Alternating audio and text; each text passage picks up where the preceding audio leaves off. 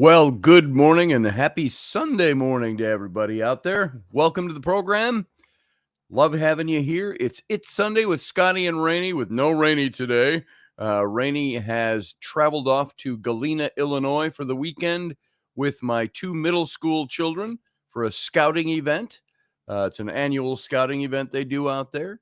And she won't be home till sometime later this afternoon. So it's just me this morning and anybody who wants to join me today.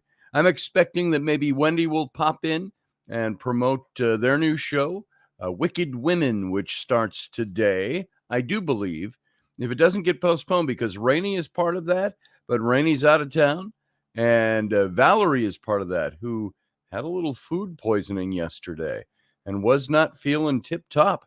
So it could be just Wendy. Maybe Val is fully recovered and ready to roll. Maybe we'll hear from Wendy and she'll let us know what's going on. And to the rest of you, welcome and good morning. I'll take it from the top here. Field Guy, good to see you this morning, brother. Uncle Dave, good to see you as well. And we got Randall Flagg is in the room. And Joseph is here. I don't know which Joseph you are, Joseph. I don't know if I've met you and talked to you. Same name, different name. But it's good to have you in here this morning. Let's see. Carly Sagan. Carly! With an exclamation point after it. Good to see you. Sandra Saunders. I do that every time, Sandra. Sorry. So you've got Sandra, which is Sandra over here in United States, but your last name is Saunders, S-A-U, pronounced Saunders, Sandra Saunders. So there it is. Welcome to the program this morning. A Grumpy Stack. Sup, Daddy? You'll seeing it, brother. You'll seeing it. I've got the little child is actually still sleeping over in the master bedroom. She slept in my bed with me last night because there's nobody else in the house. And and she insisted on watching a cartoon at bedtime and fell asleep 5 minutes in so I could change the channel. And Roger Rabbit, good to see you this morning. Steph Cuervo Queen is here this morning. Good to see you. And Randall Flagg, I don't know if I said good morning or not. Is Matt here? Matthew Sainsbury is here from Barbados. Good to see you, brother. And Carlene Smith is here. So far, that's our lineup for this morning. I know there's many others of you out there that are watching from the outside. You can come into the chat room. And if you're over on Facebook watching us, and I can tell in my program here, because you've either got a little YouTube next to your name logo or a little Facebook logo.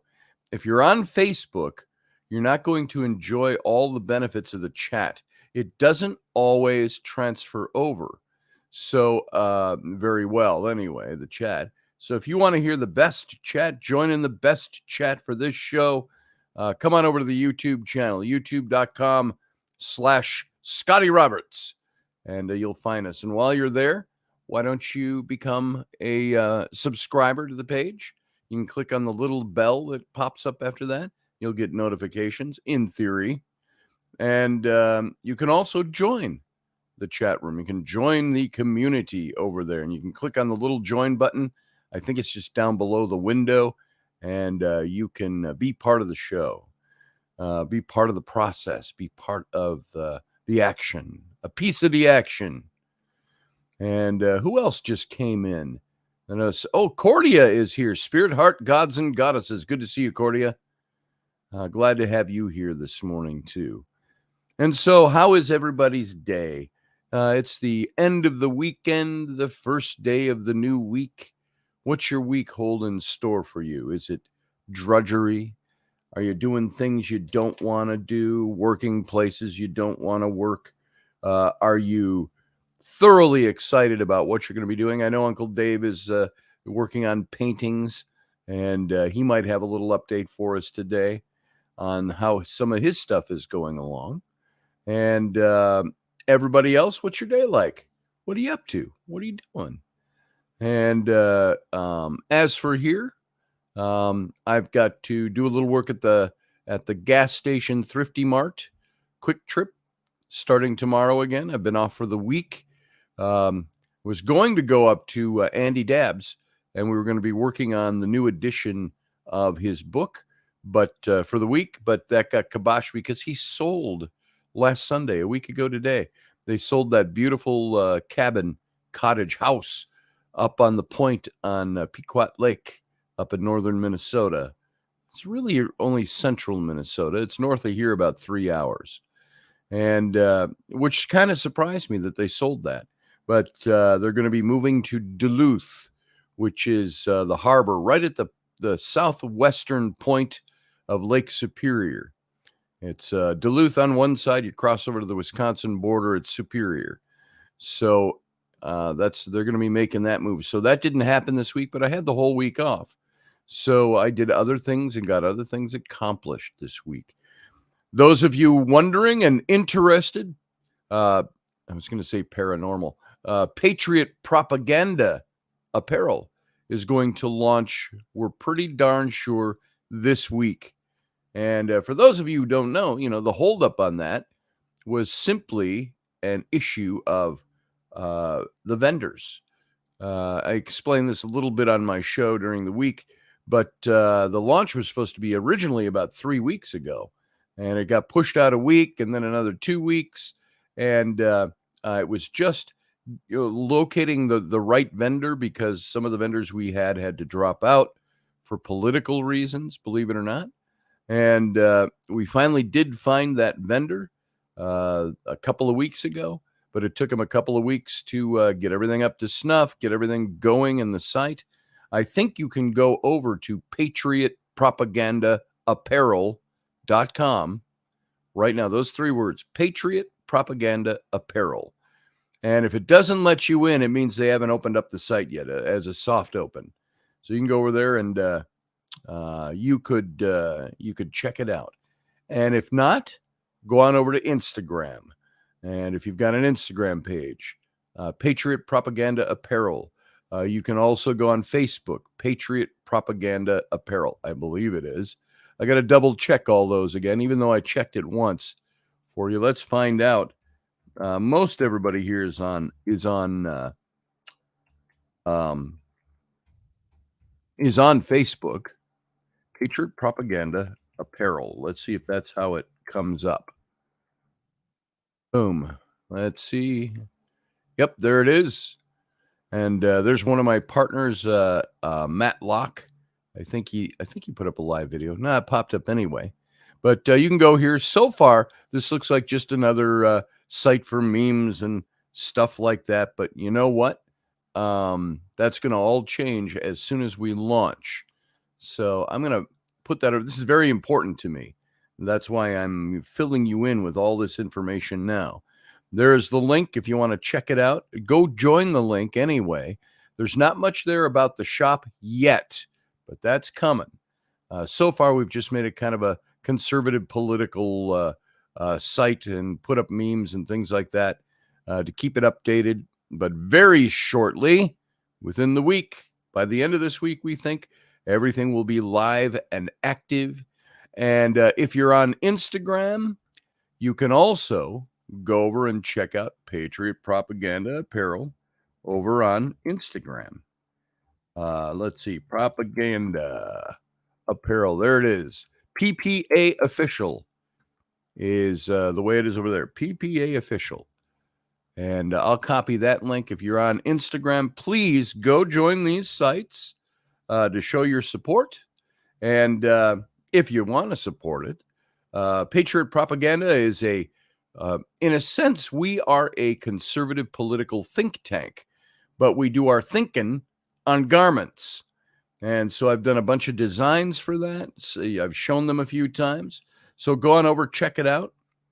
Carlene, they dropped out because we had a big guy, multi-millionaire, that wanted to be part of this process. He said, I'm going to help make you guys millionaires.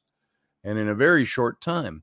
And he runs a company that does this kind of work, all this kind of shirts and just about anything you can think of, shirts, hats, tumblers, whatever it might be. He's been doing this for 35 years. I'm not naming him, so it's okay to say this. He took in $485 million last year he made doing this kind of work. But the problem that he faced was he's got some awfully big clients out there, Microsoft, other things like that. And that kind of put the kibosh on him being able to do this. He couldn't kiss off his other clients because there were political issues, and he maintained, where obviously his living is. So that was the first big one, and he had to kind of drop out. He did drop out, and he was sad to do it. I don't blame him. I understand his situation that he's in, but it's too bad that we live at a time in our country where, because you stand for one set of political ideals, the other side could affect your business. It could affect everything else. Even my daughters, my son-in-law, other people have told me over the years, Dad, you need to not be so outspoken about your conservative politics. You're going to lose customers. And, maybe I have. I haven't had any customer come to me and said, I'm not going to do business with you. But even my daughters, their mermaid tail company, when some of their clientele found out that their dad was a Trump supporter and was a conservative, they ended their business ties with my daughters, which is pretty sad. And so they stay pretty clear of making political statements because they don't want it to affect their business. And I'm the kind of person where I'm kind of like, you know what? I don't give a flying rat's bahookie what you think about my politics. You either like my stuff or you don't. And if you don't want to like me because I stand for conservative ideology, libertarian ideology, you know what? Have a happy life and go where you want to go. Do your mic drop and block me. My daughters make mermaid tails. Yes, they do, Kat. Kat, and for those of you, I've got to promote my daughters. I told my daughter Abby the other day, I said, I have to have you and Bryn on the show. And because I want people to know all about what you've done, how you've made it, what you've done to make it. They are at finfolk.com. Now, Uncle Dave, who is very close to my kids, he saw them grow up. They're now 31, my twin daughters, who started this company. They have been in this for 11 years now. They're in their 11th year. And Kat and any others of you who are interested, there is the link. You can go see finfolk.com. You can also see them on Instagram. As a matter of fact, you might be privileged right now because I may just break down and show you what my daughters do. So you get the idea. Those of you who don't know. And so why don't you hang on a second here? I'm going to share my screen with you. I've got other things to talk about, by the way. And this isn't a big advertisement. I'm just proud as all get out of my daughters and how they've made it. Their whole thing started because they were in college. They were doing costuming on the side for Renaissance Festival people because they're very good at that. Raini helped them out with some of that stuff. She's very good at that. And so while they were doing, hey, good morning, little tiny. It's up on top of the headboard.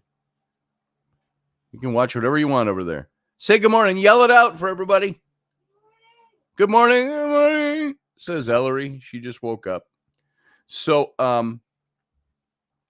they started this company when somebody from the festival, the creative director, asked them, hey, mermaids are getting to be a big thing. Do you guys can you make mermaid tails? And Abby said, why, of course we can. And they got home and Bryn said, we're going to do what? How do we do that? How do we make those? So they did a little research. They figured it all out. They originally started, and they still do this, this kind, but they would take the person who's buying a mermaid tail, they'd take a body sock, a stretchy body sock, and pull it up over both their legs, have them stand there.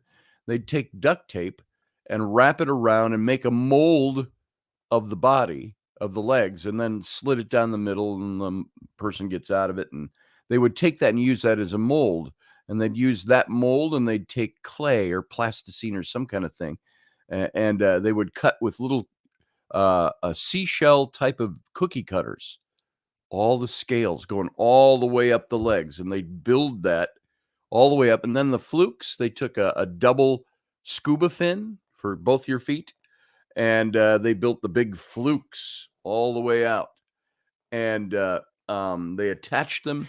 Then they cast them in silicone, and they painted them. They airbrushed them, and that was the beginning. And they charged like $5,000 a piece for these tails, and because they're all custom made.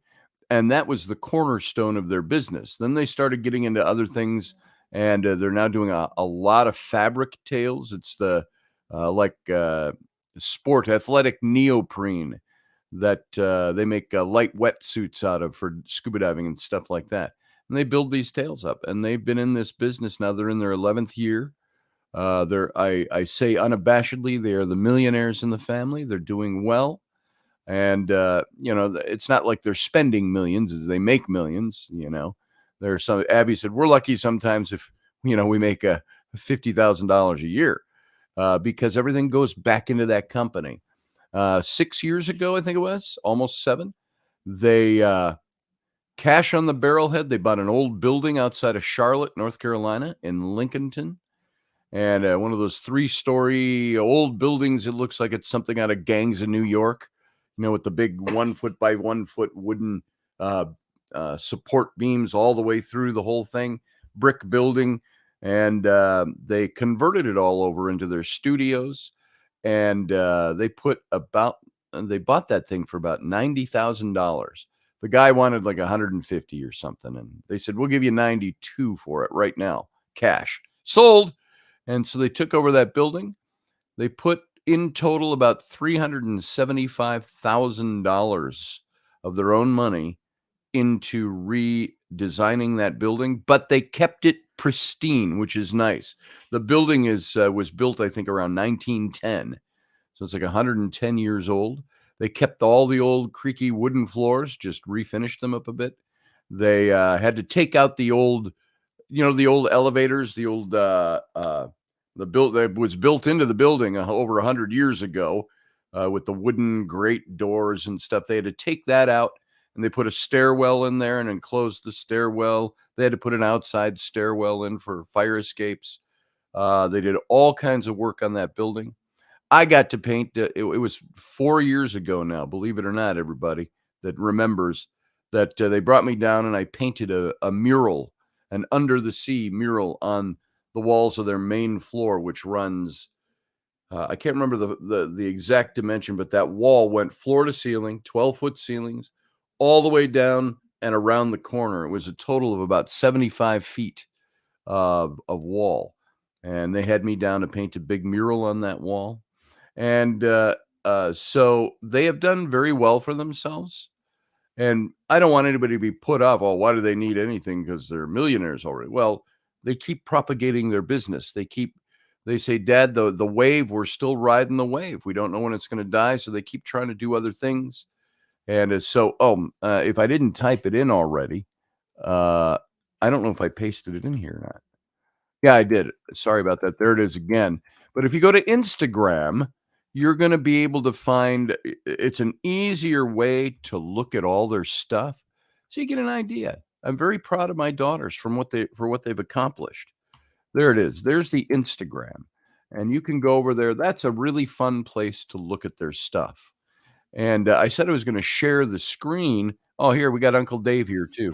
Bring in Uncle Dave. How you doing, Uncle Dave? Uncle Dave. Uncle Dave. I'm doing good. How you doing?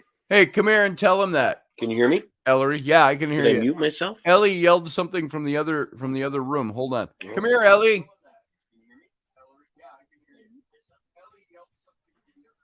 You tell Uncle Dave. Come around here. Can you do it without your shirt on? She's only 8. She's safe.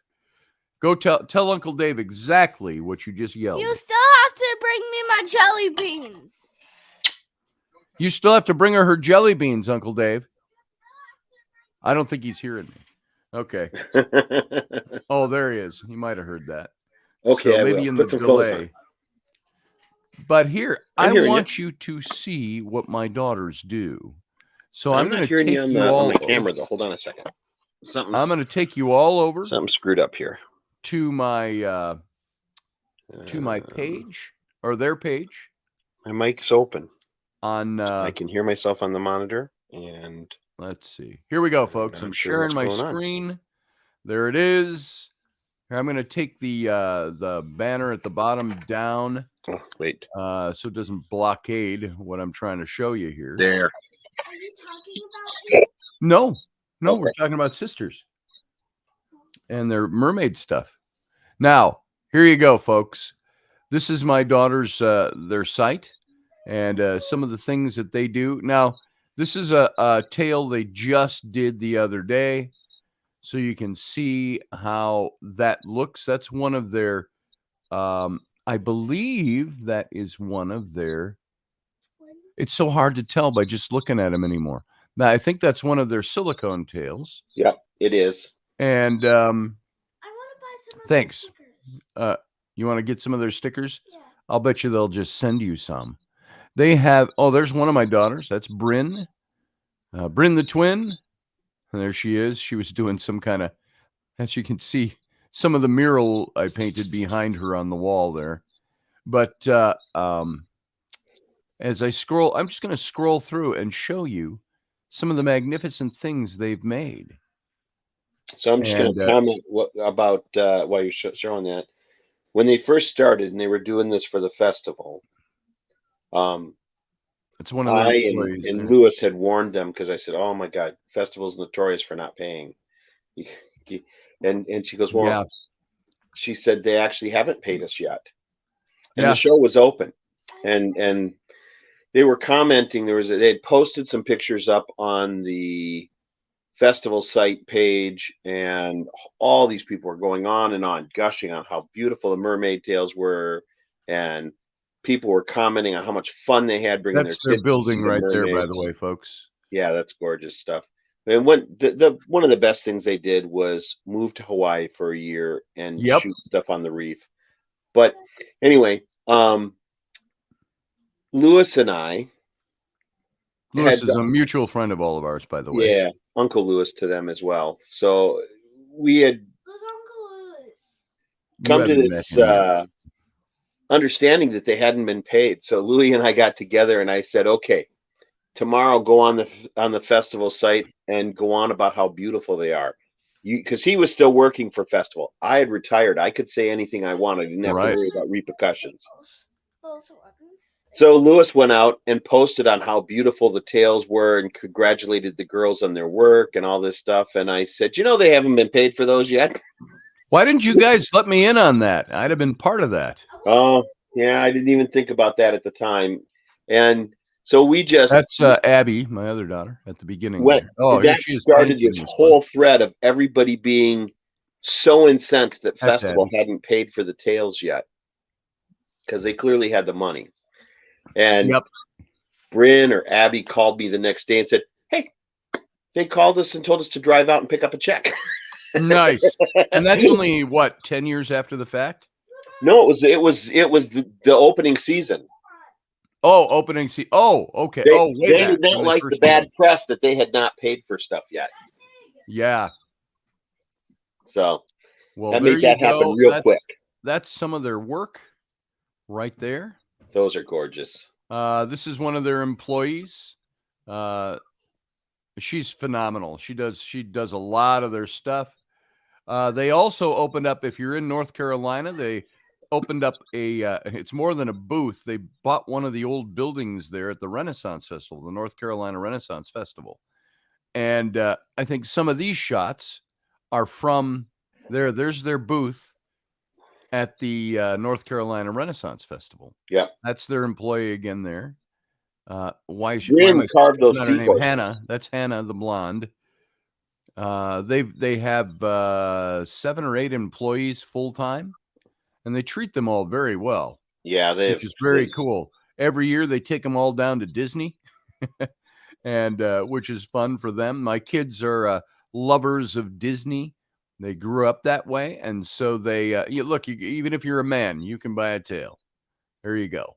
I probably wouldn't pose that way in mine, but that's how they look. They get models from around the world that will model their tails. There's one example. And by the way, they're international. They sell these tails all over the world. They have a client that in Singapore and just all over the place. Every place. And let's see. I was going to see if I could find that picture of was this at the Mall of America? No, that's not my kid. I thought that might have been Ellery. It's not. But they do the little shows like that. They do tops. They do everything you can think of. There's several SeaWorld type right places around the country that have mermaid exhibits now with their tails in them. Yeah. Mermaid Serenity is one that you find online. Yes. And she does beautiful. I might run across a good picture of her here somewhere.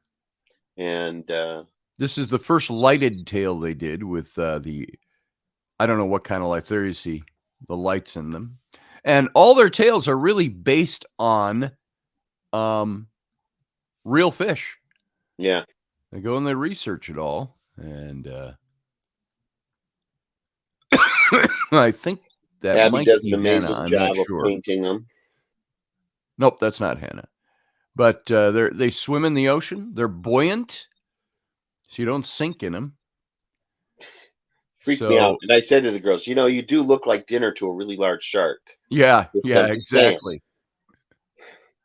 Is that Bryn with her red hair? Nope, that's not Bryn. But you can see the different kinds of things they do. And all shapes and sizes because they're custom made. They also do their neoprene tails, which are a fraction of the cost of the silicone tails. And so you can see some of these that they do. Just glorious work. And these are they're hand put together. They're hand painted. The neoprene they print on. They bought out a company a few years ago. And to print their own neoprene, they were sending these all to China to have them printed. And then they would see their stuff all over the internet, somebody stealing their designs and all of that, claiming them as their own. And so they put a kibosh on the whole China connection, and they bought their own company and incorporated it into their company. And this is one of the tops. Well, and that gave them more product. Look at this Bryn making one of the tops. She molds it in molding clay, artist clay. She sculpts the whole thing out, and then they cast it in silicone and paint it. Watch this little process here. I think that's pretty amazing stuff. That's the octopus one. Let's see if she shows it when it's fully painted. Should they cast it in silicone? Look at the detail she puts into this. And that's my daughter, Bryn. Yeah. It does the sculpting. Abby does a lot of the painting, most of the painting. So there's the top. There it is, cast and painted. The finished bikini top is what that is. So that's pretty cool stuff. And they're both just such gifted artists. Now I'm just showing off. I'm just showing off my kids. My kids do amazing work, and I'm very proud of what they do. And I've got to go way back to find some of the pictures of them. And this was a publicity shot that they did, several years ago now. This is probably 6-7 years ago that they did that publicity shot. And it shows a lot of what they did and created. That's the two of them, of course, in the middle. And I think that was for a magazine. For those that don't know, there are like mermaid conventions around the country. Yeah. They started out going to those and pushing their tails and just seriously grew in popularity. There was a famous guy that did tails for Hollywood that came to them and said, look, I want to get out of the business. I'm just going to send it all to you guys. Nice. This is cool. They have a big tank now too in the on the property in kind of the backyard that they've all manicured and landscaped, and they've got this big tank that is like a shipping container that was converted into a the walls are all made out of glass or plexiglass, thick plexiglass, um, transparent That's aluminum aluminum. for you Star Trek fans. And so those would be I love how the we later both thought of that at the same time. I wish I could find pictures of them in their tails. But I got to go way back to find those. But you can see the variety of what they do. And every season, spring, summer, winter, fall, they come out with a new, not selection, what's the word? A new set of tails for the season. And they've got a new one coming out for spring here. Or they may have already done their spring one. And so they're working on their summer stuff. And then they got to take time off to fulfill all the orders and manufacture them. You can see, some of the pictures that get taken by models out there and sent into them. And they're fully functional. They are buoyant in the water, as I mentioned. They're heavy, though, when they're out of the water. Oh, yeah, they are. Is that any of my daughters in that one? Nope. None of my daughters. Yeah, I don't even know if they still have pictures of them posted. You have to go way There's back. a couple of them, but they're a little older. There's that one where they're sitting in that forest garden-looking glen with a little waterfall behind them, and they're both sitting. But that was 6-7 years ago.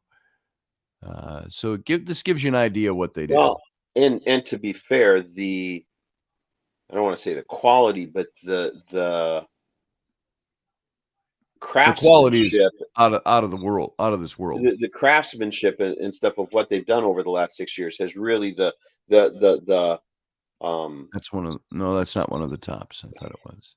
Technology and all behind it has improved, and so that's Mermaid Serenity. Yes. Have improved with it. So they may not be showing a lot of those older pictures because they do so much better work. I mean, it was great then, but it's so much better now. It's just amazing where they've gotten with this stuff. This was something that was they all did the extra a fins Halloween are add-ons. So like when you buy a tail, you have a basic tail, and then there's fins that they can add on, and dorsal fins and all of that. And look at that. That's crazy stuff. And they look so real when you're with them. They do. It's like, and that's the kids look at that and they're like, "There's no way that's a costume. That's got to be a real mermaid." There's my daughters right there, modeling their tails, and this came out. Usually shows you how long ago. 2020. They put this done with Twig the Fairy. Twig the Fairy at the festival, and so she's also wearing her fairy wings. And let's see, that's Abby on the right, or in the middle, and that's Bryn on the left, and then Twig the Fairy, who's a You're a better man than I, Gungadin, because without their glasses on, I have to really look at them. Oh, yeah. Well, they grew up with me, so there. This is what it looks like when they do they had a giveaway too at one point, but that shows you the line of tails, one season's line of tails. They do this 4 times a year. And they make them for all sizes and shapes of bodies. And some of the stuff they do is just crazy. Phenomenal. Aloha. Phenomenal. This is from Hawaii. The new shell bra tops are beautiful. Yes, they are. And you can go to their website and see those. Yeah. And I can show you while we're at it. I'll just show you the mural I did. Dave and I do murals, but this one I did on my own for my daughters. This is my website. I go to murals. Here is the pictures of the mural work I did on their wall. This wasn't quite finished. I still had some of the bottom art to do here, but you can see it goes from way up here in the front all the way down to the back corner, and then I've got like the lost city of Atlantis, back on the back wall. So it wraps the corner there. And did this open in its own window? No, I got to hit the back button. So this gives you an idea of what I did for them. I wish I never took pictures of it, but I did an undersea thing for the kids when they were little, and never took pictures. I don't know why. When I was younger, I didn't take pictures of the work I was doing. I always try to get pictures so I can throw them in a portfolio. And so that's the site, or that's the mural. Oh, I don't think I can open those. Oh, yeah, I can. It's up close. That guy was about a foot long on the wall. Some of these won't click. Well, that one won't. Well, that one. There's Poseidon and the jellyfish, and I put the sunglasses, the goldfish cracker sunglasses on that guy, because I was the guy, believe it or not, back in like Goldie the goldfish. 94. I got called by one of my clients, an ad agency up in here, was McCracken Brooks, and they said, Scotty, can you do an airbrush painting? It was a Friday at 4 o'clock. They called me. They said, we need this by Monday morning at 8 o'clock. Can you do an airbrush painting? We need the goldfish from the Pepperidge Farm goldfish crackers wearing a pair of black Ray-Bans. Can you do that? I said, hell yeah. And he said, I've only got, now mind you, this is 30 years ago. And he said, we've only got about $4,000 in the budget to get it done this quick. Can you do it for that?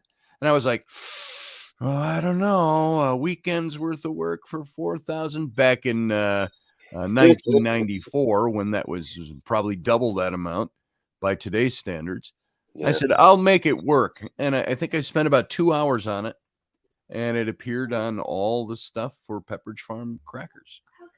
So, did I say Ellie? Yeah. I don't recall.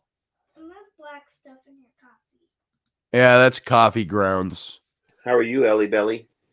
You still have to bring me my jelly beans. Okay. There you go, Uncle Dave.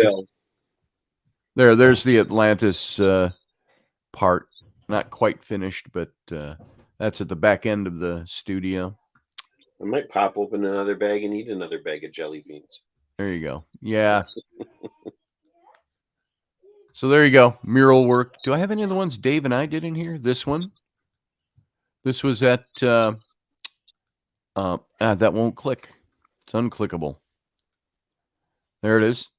That's a mural that Dave and I did. Oh, just wow. Scroll down to the bottom one. That's big picture. Shot, yeah. I can't even show the whole thing. So, and we painted this pyramid in a perspective. It's in the corner, but we wanted it to look like it looks like a corner coming out. Yeah. Yeah. So it didn't fade into the corner, and the door is right here, their back door. So we just painted, you can see, at an angle along the bottom of the door, and it angled up over here, and it made it look, it was a forced perspective. I'm sure it's all painted over now because that restaurant. Yeah, that was Francisco's Cantina. Great Mexican food. Oh my God, the food was awesome. It was absolutely awesome. This is one of the joys of being a chef, is when you're getting good food. Yeah. A lot of people don't really understand. There you go. Let me get back to the page there. That gives you a old family flavor for what my daughters did. I'm going to stop sharing my screen. There we go. And so I hope you enjoyed that.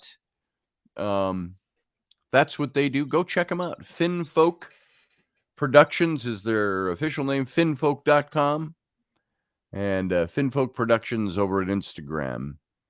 So there you go. Go check them out. My daughters, Abby and Bryn. So that's it for that. Showing stuff off. Yeah. Showing off my kids. Very proud of my kids and what they've accomplished. So, hey, Sterling. See, somebody said, oh, there it is. Macabre Menace. Paul Brew. Yeah, good to see you, brother. Haven't seen you for a while. That looks challenging to paint at such a large scale, says Randall Flagg. It was. Some of it, I just looked at a picture and I stood back and I just started, I did a black outline with paint, like the what do you call them? Not manta. Yeah, the mantas. And so I just stood back and painted a quick outline, then filled it in it's like a color by number. This is what I'm Voltage working on trackers, right now. excellent long distance cycling fuel. There you go. Straight carbs, and they don't melt. So there's something of Dave's that he's working on. Let's blow you up here, Dave. There you go. It's one of his paintings he's working on. Far from done. Layers. It's Layers. like an onion. It's layers. Lots and lots of layers. So very cool. Working away at that, and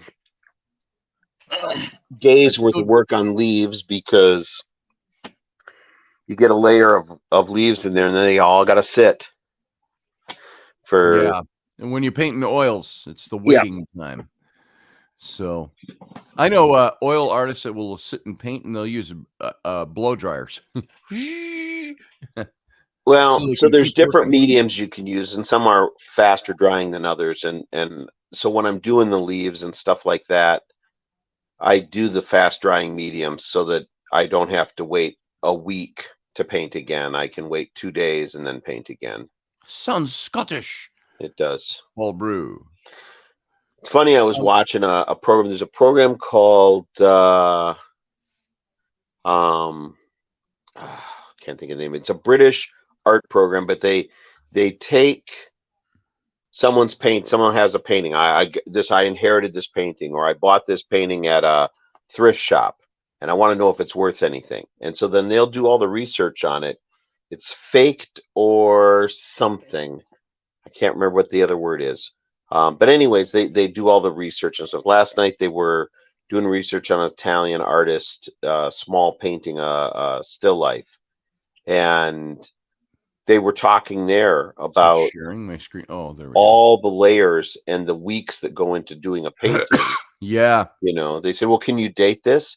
And they were like, well, sometimes he'd take 2 years to paint a painting because of all the layers. And I'm like, oh, I know that feeling. Mm-hmm. I work in primarily watercolor and gouache. I brought this up just to show some examples. Many of you already know this. This is The Sword in the Clay. That's the book I wrote and illustrated more recently. And these are some of the illustrations from that. This is all watercolor and gouache, these illustrations. But I wanted to show you this because I'm finally getting around to being able to finish this book, How to Be an Archaeologist. Oh, excellent. And I've got about 10 illustrations left to do on this. But this gives you an idea of what, can I actually show the illustrations here? No, it doesn't let me open them. But these are some of the illustrations for that book. It's a book I wrote and illustrated. We've read the whole book on this site before, or on this show before, just for fun. But this is one of the ones I'm working on presently and still trying to finish. So there you go. And so we'll get back and we'll stop sharing my screen again. Boom. So there you go. Thank you, Paul. I appreciate that. Or macabre. Macabre. So everybody, there is a link. If you haven't seen it, you can call in and you can talk about how your Sunday morning's going. Let me copy that link and I'll paste it in if you want to be part of the show this morning. So I want to ask you, this is something that was on my mind, and this is where I wanted to go a little bit this morning and get everybody's thoughts on this. Do you praise the people you love? Or do you take them for granted? The things they do and the things that go unthanked. I saw there was a quote that a friend of mine put up, Eric Fisk, and it said, sometimes a man just wants to be told he's proud. Sometimes a man, how did it go? Wants to be told or feels like, hang on, I'll get the exact quote here for you. It's so simple that all I'm going to end up doing is paraphrasing it if I just go off the top of my head. But let's see, where is it? Sometimes a man needs to hear that somebody is proud of him, makes him push more. And that's a fact. So I want to ask you, do you let the people you know around you know how proud you are of their accomplishments? Even if they don't always accomplish the things they want to accomplish or that you expected of them. You know, when we're married or we're with somebody or we have friends, we have expectations of those people. Or you're just artists. Yeah. Or you're just artists. Yeah, that's the hard part. For an artist to be a good financial manager, why do you think so many artists are gypsies? So, well, and just to complete you always have something in the fire. yes. You could be in the middle of a project that's unfinished, and you got 6 other projects in your head going, oh, I'm going to go start that right now. Why do you think artists like Dave and like everybody else, he's got 10 paintings going at once? Because he's in the middle of a painting and he goes, oh, I need to do one of a rocky coastline. And he starts that one. Yep. Hold on Well, 1 second, folks. that and when you're working in oils, because you can only work for a short time. No. We got coffee upstairs. We don't need to go to Starbucks. You can only work for a short time on a painting, so you start another one while that one's drying so that you can't work on it today, but you want to paint. So you just start a new canvas. You start a new canvas. I'll have 6 or 7 paintings going at a time. If you put a shirt on, you don't have to worry about hiding. That last one you showed, Dave, reminds me of New England in the fall. So it's just Ellie and I are here today because my wife is naked little sprite. Go put some clothes on. I do have clothes on. She got pants on. So it's a good thing she is not at that stage where, oh, don't pull on the back of my chair like that. You're hanging all your weight on it. I heard it click. It's going to crack if you do that. Uncle Dave, when you drop off the jelly beans, can you bring me a large mocha cookie crumble from Starbucks?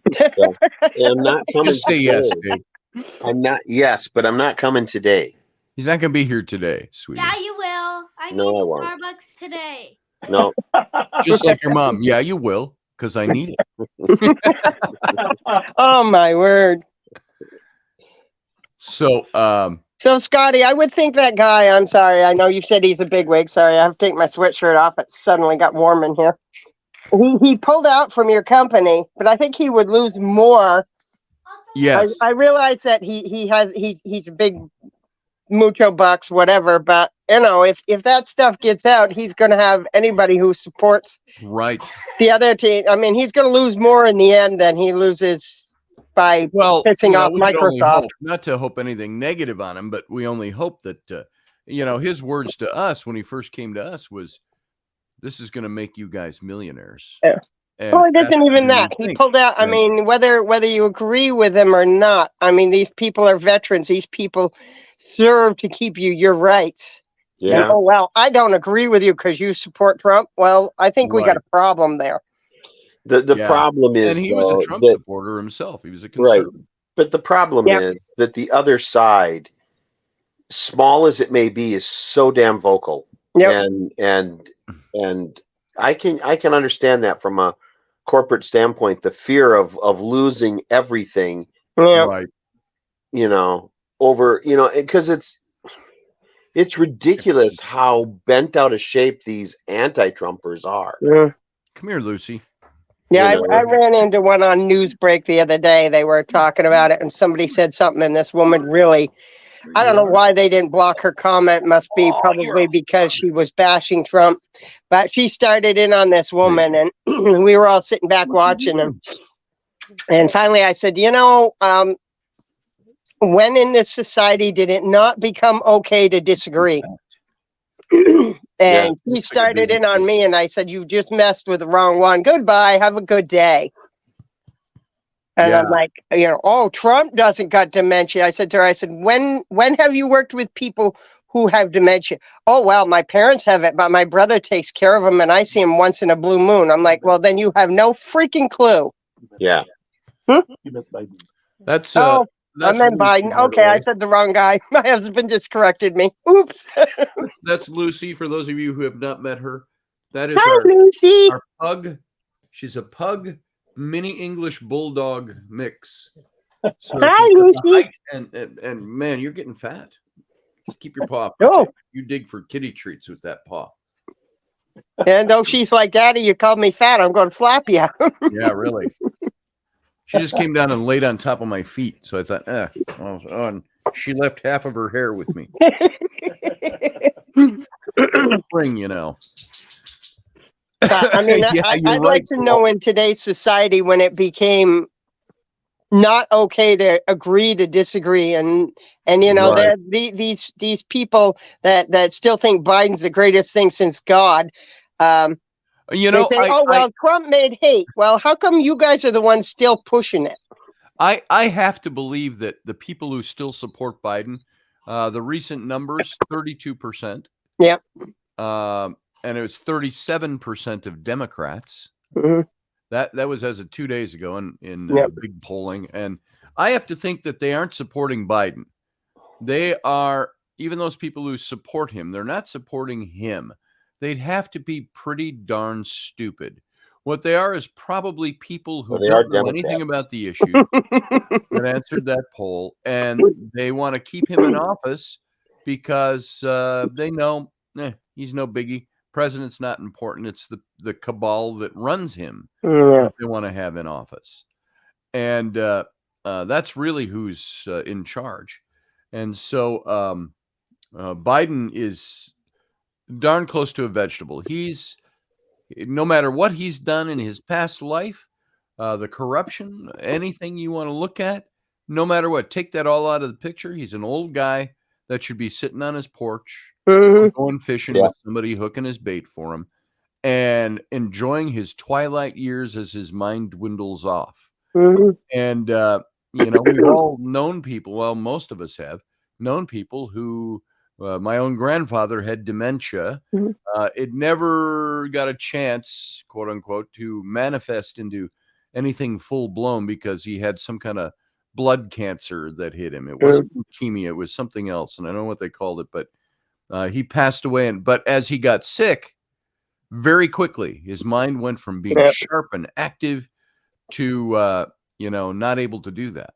But he would also, we'd sit and we'd talk to him. I had the girls, they're my twins, back when they were 3. We were visiting him, and you could tell he was a little distant. And I'd say, "Hey, Grandpa," I said, "Do you still remember that poem you used to quote for me, recite for me, The Highwayman?" And he'd go, "Oh, yes." And he'd go, "The moon was a ghostly galleon tossed upon cloudy seas, you know, and the road was a ribbon of purple over the purple moors when the highwayman came riding. The highwayman came riding up to the old inn door." And he'd quote the whole poem off the top of his head. But he was losing touch with his current faculties. And he used to, my aunt was there visiting, and they both died that same season, that same spring. He and my aunt was 46 at the time, and he was 78. And this is back in 95. Wow. And they both pass away at different things, obviously. But my grandfather, she said, I was sitting there, she says, "It's kind of scary, Scotty." She said, "I was sitting at his condo. We had him, and Dave, you know where this is, the Edinburgh Towers over on Highway 694 in France, over there, that big tower, green thing on the top. There was a hot tub in the top floor, and you could step out on the decks around there on the like 25th floor or something like that. Wow. But that's where he lived.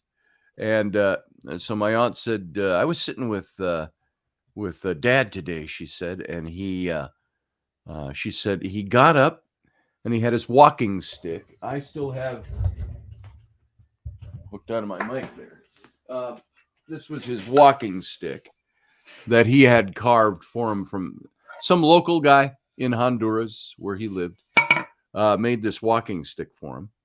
And he had this stick, and she said he had it up like this, and he was at the door to his condo. And my aunt said he was saying, "They're here. They're coming for me." He says, "I'm not going to let them in. I'm not going to let them take me." And he had this up to defend himself. And she said, "Is he talking about death or something?" And I said, "He probably could be," because there was nobody at the door. And they're coming for me. I'm going to hold them off as long as I can, he said. And he had this stick up. But this is the one thing I wanted of his that I got was this walking stick. And this Well, has been all around there's the a world. lot of truth in that. When you're close to the veil, those that have passed before you are more visible. Yeah. Mom will often say in the morning, she goes, "Those people are waiting in the hall for me." Oh, And I'm like, okay, there's nobody out in the hall. nobody in the hall, Mom. Oh, yeah, there is. Yeah. Yeah. That's the thing with dementia. Unfortunately, you remember things in the past like they were yesterday, but as for today, they're like, I have no clue what happened yesterday. Oh, And it's a sad disease. I worked in many nursing homes with many people with it, many loved ones that have suffered with it. It's a sad thing because you lose your person before they actually are gone. Right. Like I will have the same husband's conversation with my Why dad. don't you two talk for a second? I'm going to go warm up my coffee. So you two. Yeah, both my parents are in their 90s. My dad's 95, my mom is 93, and I have sometimes the same conversation 3 or 4 times a day. Yeah. I mean, Everett's sister who just passed away, like her kid said, we lost her 4 years ago. She ended up having full blown Alzheimer's in the end. But they said, we lost her 4 years ago. Yeah. And it's a sad disease. I was lucky with my grandmother because she worked into her early 90s, so she kept her mind active. She did bookkeeping, accounting, check reconciliation. She kept her mind active, so she didn't really lose it. Towards the end, she did a bit, but she had her days like, "Oh well, you were here and you stole my vase," and I'm like, "Oh, I haven't been there in a while." And she lost it some, but we got unfortunately lucky that she kept her mind sharp for a long time. Yeah. So I just the TV in the main room went out finally, and so I had to go out and buy a new TV set. It's a smart TV, functions different than the original TV. Oh yeah. And so pretty much every morning I'm told the TV's broken. Yep. Because the whole process for turning it on and getting to the cable box and doing all that is different than with the old system, which you turned it on and you were on the cable box. Yeah. And so I go through the whole procedure again. I have it all written out on a clipboard for him. And I'm like, "Remember the clipboard?" "Yeah, it's my clipboard." "Okay, if you follow the procedures that are here, it'll help you." Yeah, we've done that with his mother. She wanted a new microwave, and we got her one because the one she had was ancient.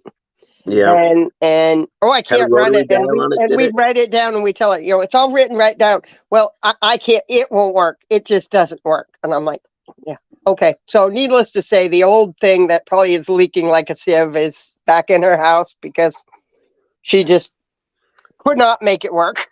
Yeah. Well, and last night I was putting Mom to bed, and we have a procedure.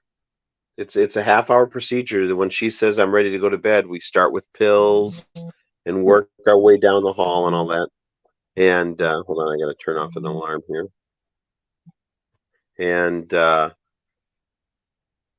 got out of whack last night because she said something to Dad about wanting to go to bed, and so he wheeled her down to the hall to put her in bed, and I'm like, well, she has to have pills, she has to go to the bathroom, there's this whole and so everything was disjointed, and she was so confused. Yep. And she didn't understand why I wanted to go back and because I'm like, if we do the same thing every night, Yeah.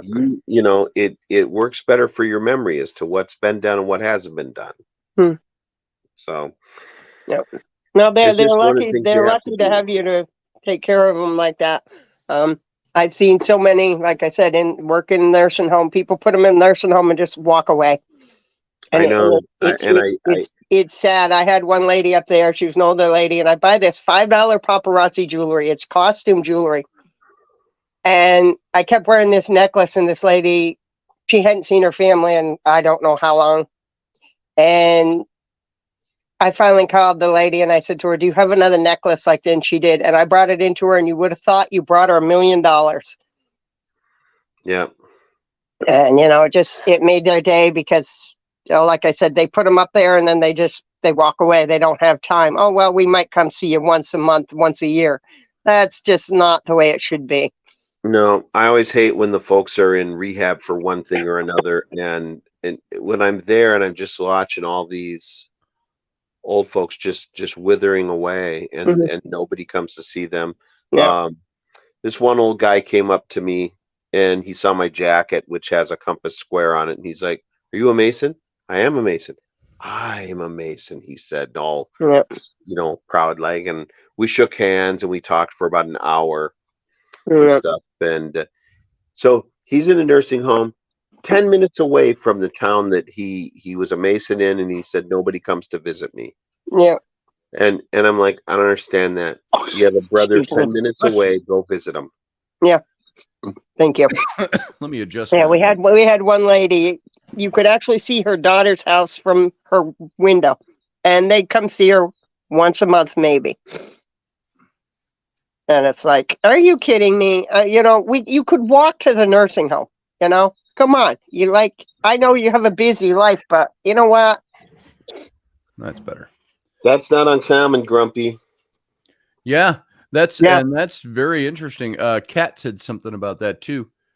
Kat said, "We knew when all of Jeff's German, Russian aunts and uncles were at the end, they started speaking in German to people who weren't there, or at least people we couldn't see." Yep.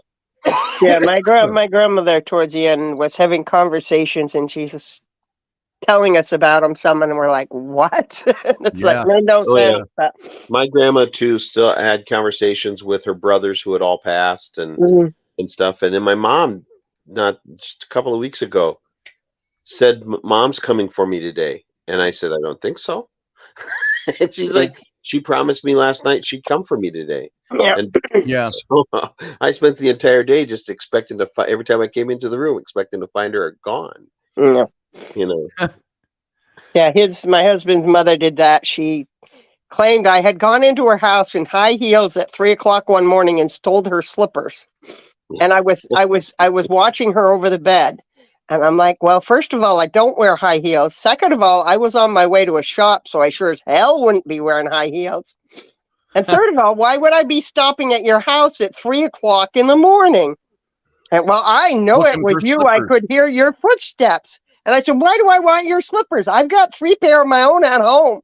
Yeah. And we still haven't figured that out. But unfortunately, when she gets to that point, she's going to have to go into a nursing home, as much as I hate it, because the woman hates the ground I walk on. I married her son, and I'm the most evilest thing in the world. So, yeah, you got to wonder about that stuff. Who's there waiting for you? Who's there to accompany you back?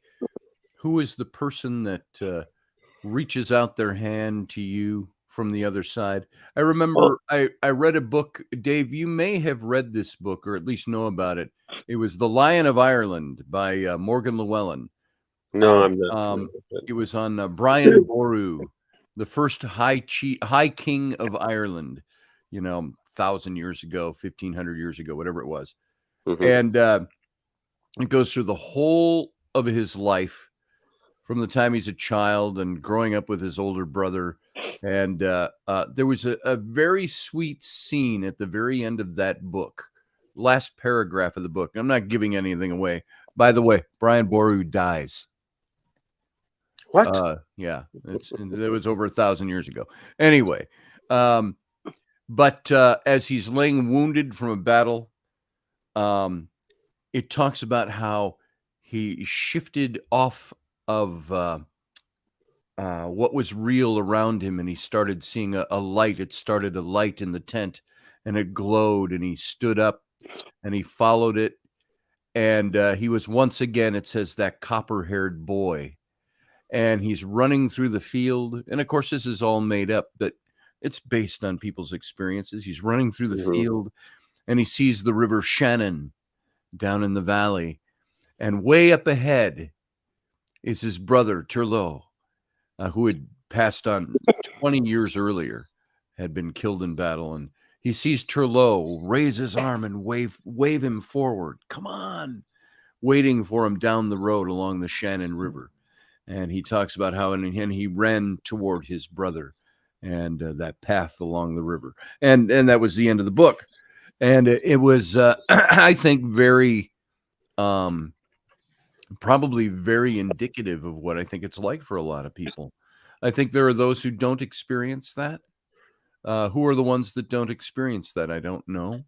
There are a lot of people, you read accounts and hear accounts of people who they see their relatives. I was surrounded. Well, you hear about a lot about it in these near-death experiences, the NDEs.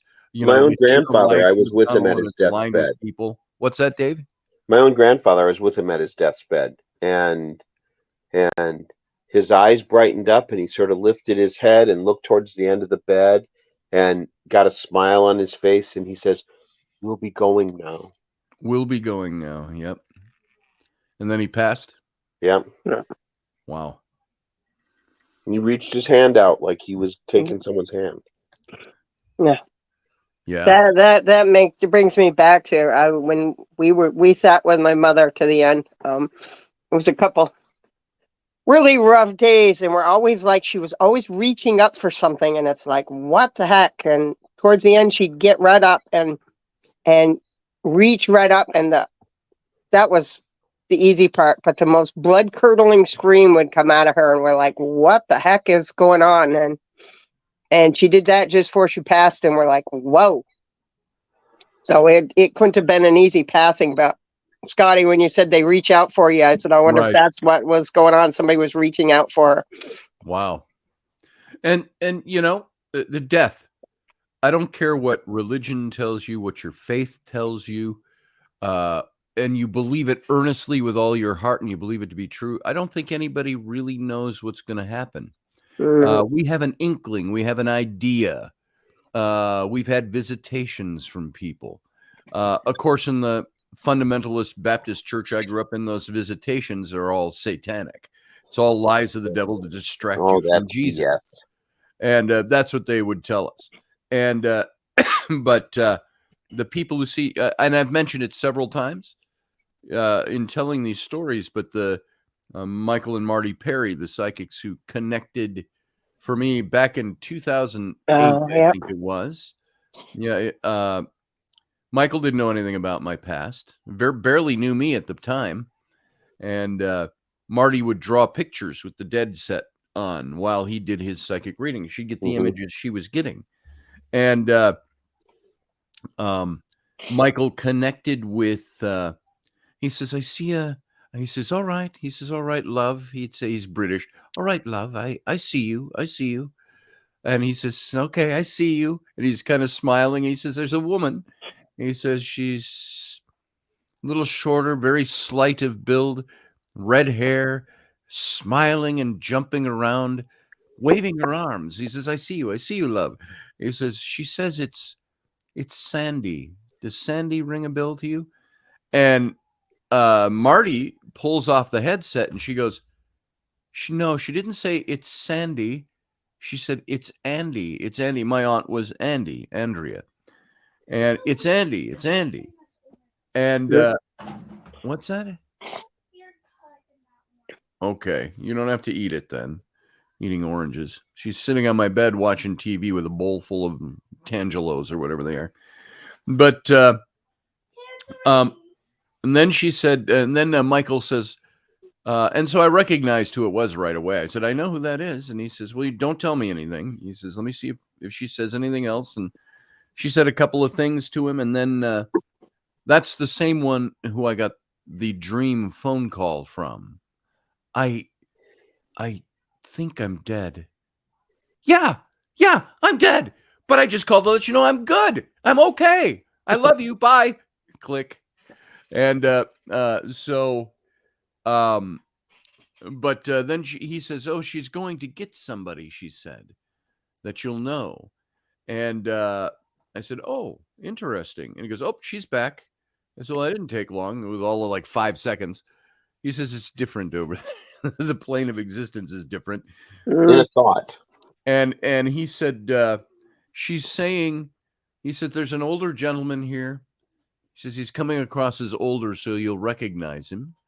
Very tan skin, with a shock of white hair across his forehead, you know, and he's, "Hey, I'm talking. Don't interrupt."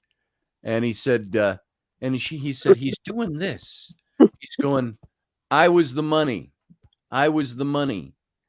And that's his way of making you recognize who he was. That was my grandfather, who had the island down in the Honduras, and I'm sure that we didn't starve in poverty, my mother and my brother and sister and I, when I was growing up, because of him. And he was going, "I was the money. I was the guy helping. I was the guy that was there." And he was my Jewish grandfather. And so he was like, "Yeah, no, you know, he lost the Yiddishness about him, but my aunt always picked that up. My aunt, she would, like, I've told this story before, but those of you who haven't heard it, I took her to see Star Trek: The Wrath of Khan when it came out in 1982. Wow. Yeah. We're sitting in the, Dave, you remember the old Cooper Theater? Mm-hmm. Big CinemaScope theater that's now no longer.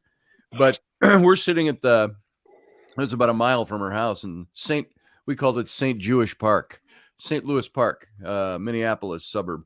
And so at the end, when they're doing Spock's funeral and Scotty's playing on the bagpipes, my aunt leans over to me and says, "Scotty?"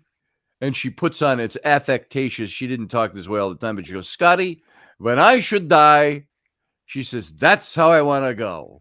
She says, "I want a bagpiper playing Amazing Grace at my funeral." I said, "Done, Andy, done." Now, she was only 11 years older than I am, so she wasn't an old woman. That at 83, I was, I was 82. I was 21 years old. And so she was 42 or 32 at the time. And so she died really suddenly in 95, right after my grandfather died. In 3 days, boom, gone. And she was 46 years old, and she passed. And so her husband, sorry, he doesn't listen to this show, worthless drug addict, and at the time, handyman, good-natured, worthless as a drug addict can be, and addicted to meth, street grade meth, heroin. And but he was kind of worthless trying to get arrangements, and he was emotionally distraught with her death. And so I helped take over. And so we were down at Dave at Lake Calhoun, the memorial chapel there at the lake, what is that, Lakewood Cemetery, something like that. And it's got that domed building, with mosaics all over it. And you walk in there and you can whisper, it goes, just the reverberation. Where Don Preston got married. Did you see the special at?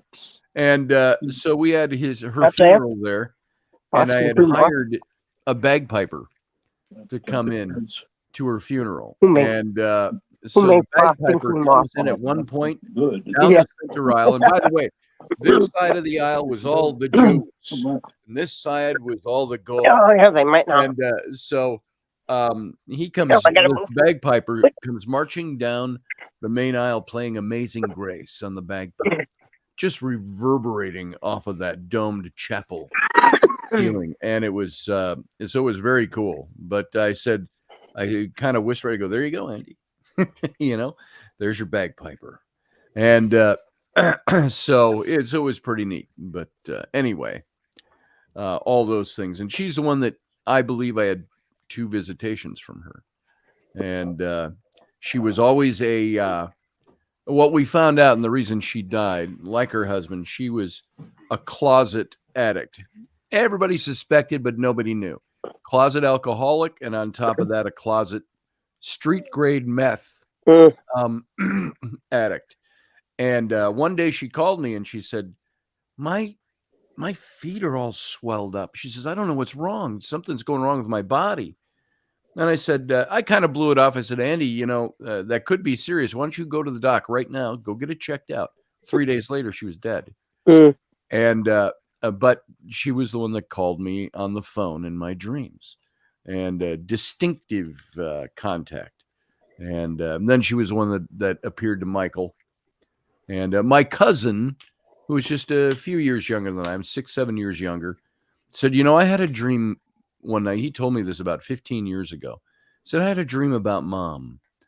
And he said, we were in a limo, and he said, she's riding in the front seat of the limo, not driving. He said, I didn't see the driver, but there's two people riding in the front seat.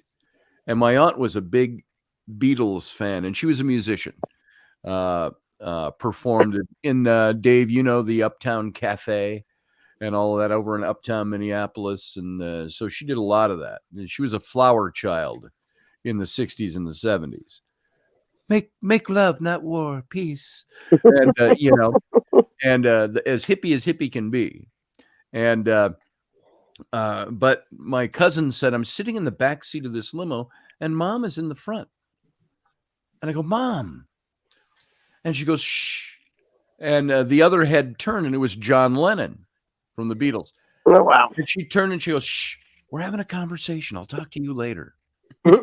And he woke up. So was that a contact with his mom? Very possibly. So, well, Carly, I've been yapping away since you came on. How you doing this morning? I'm doing all right. Thank you. How you doing? I'm doing good to see you. Good to What do see you got? too. You want to show something off? Hi, Ellie. Camera. Ooh. Uncle Dave, camera. Yeah. That's my camera that's not working. You look pretty natural with that in front of you. I was That's gonna say, I was like, she's got that camera. Oh no. Yeah, she takes good pictures. You should see some of her videos, some of her photos. You're pretty good at that, I just dug mine back out so I can get the batteries charged so I can take it on some of our hikes. I mean, I like having my cell phone, but nothing like having my 35. Right. My phone's like at 1%, so I have to show them. So let me drain your battery. Yeah, there you go. Plug your phone in. There you go. She saw, let's see, what was this? Cat says, a premonition would be the death of World War II Rogers.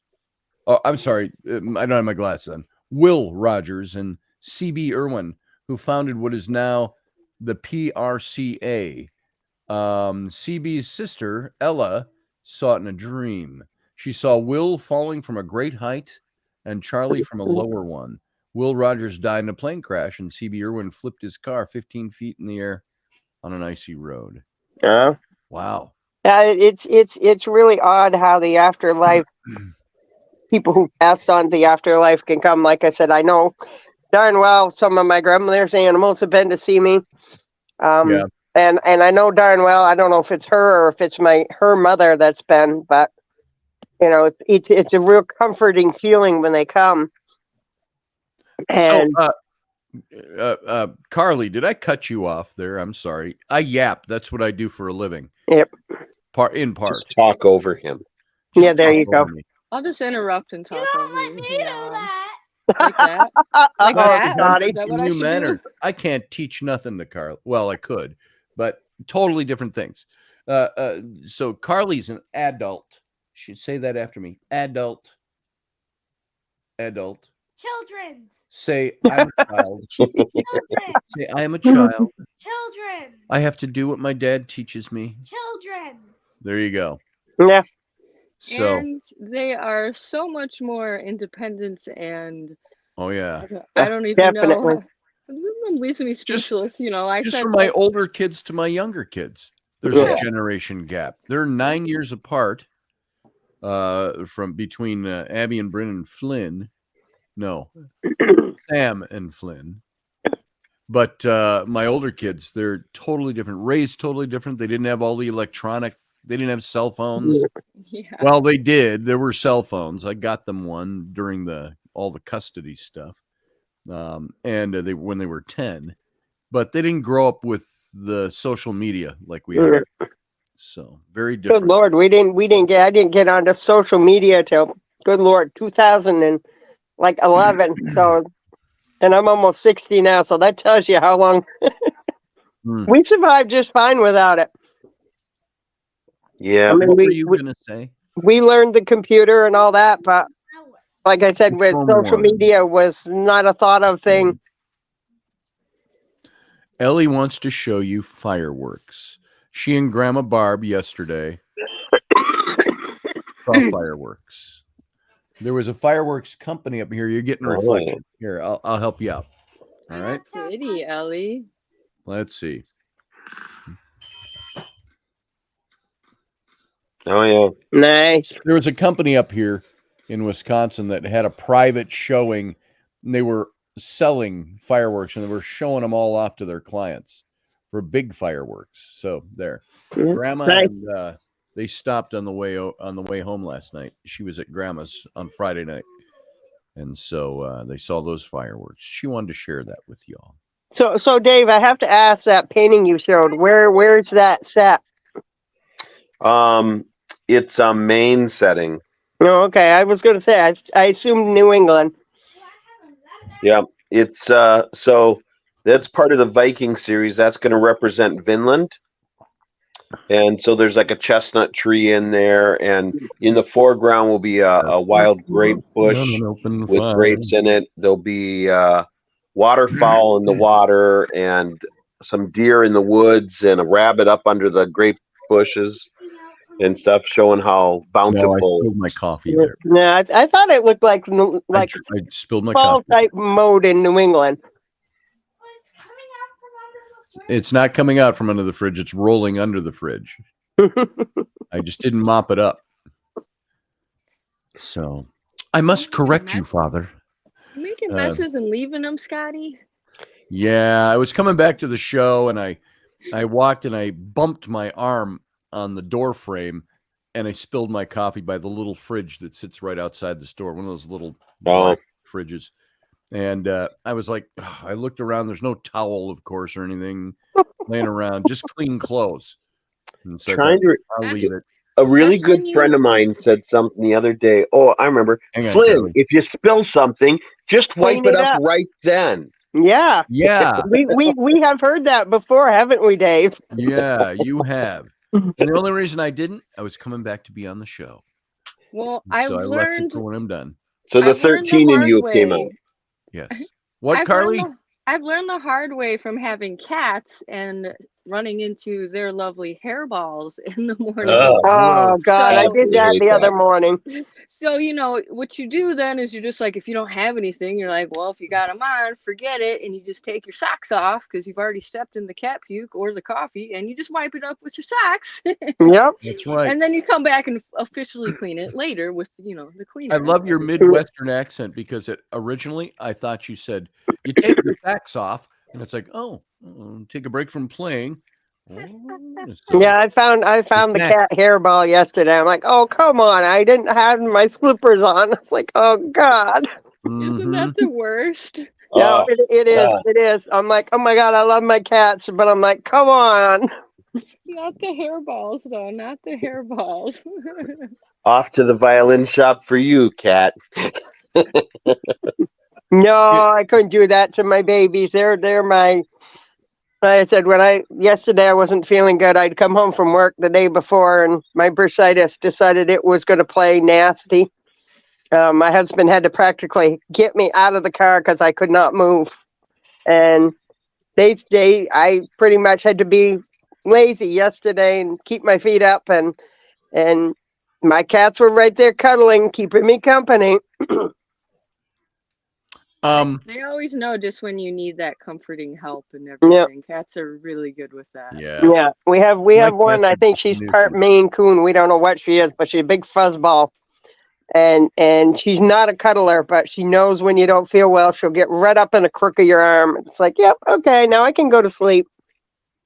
I don't like playing off what Cat just said here. My whole life is just cat barf and hairballs. Yep. One of them is a coffee thief.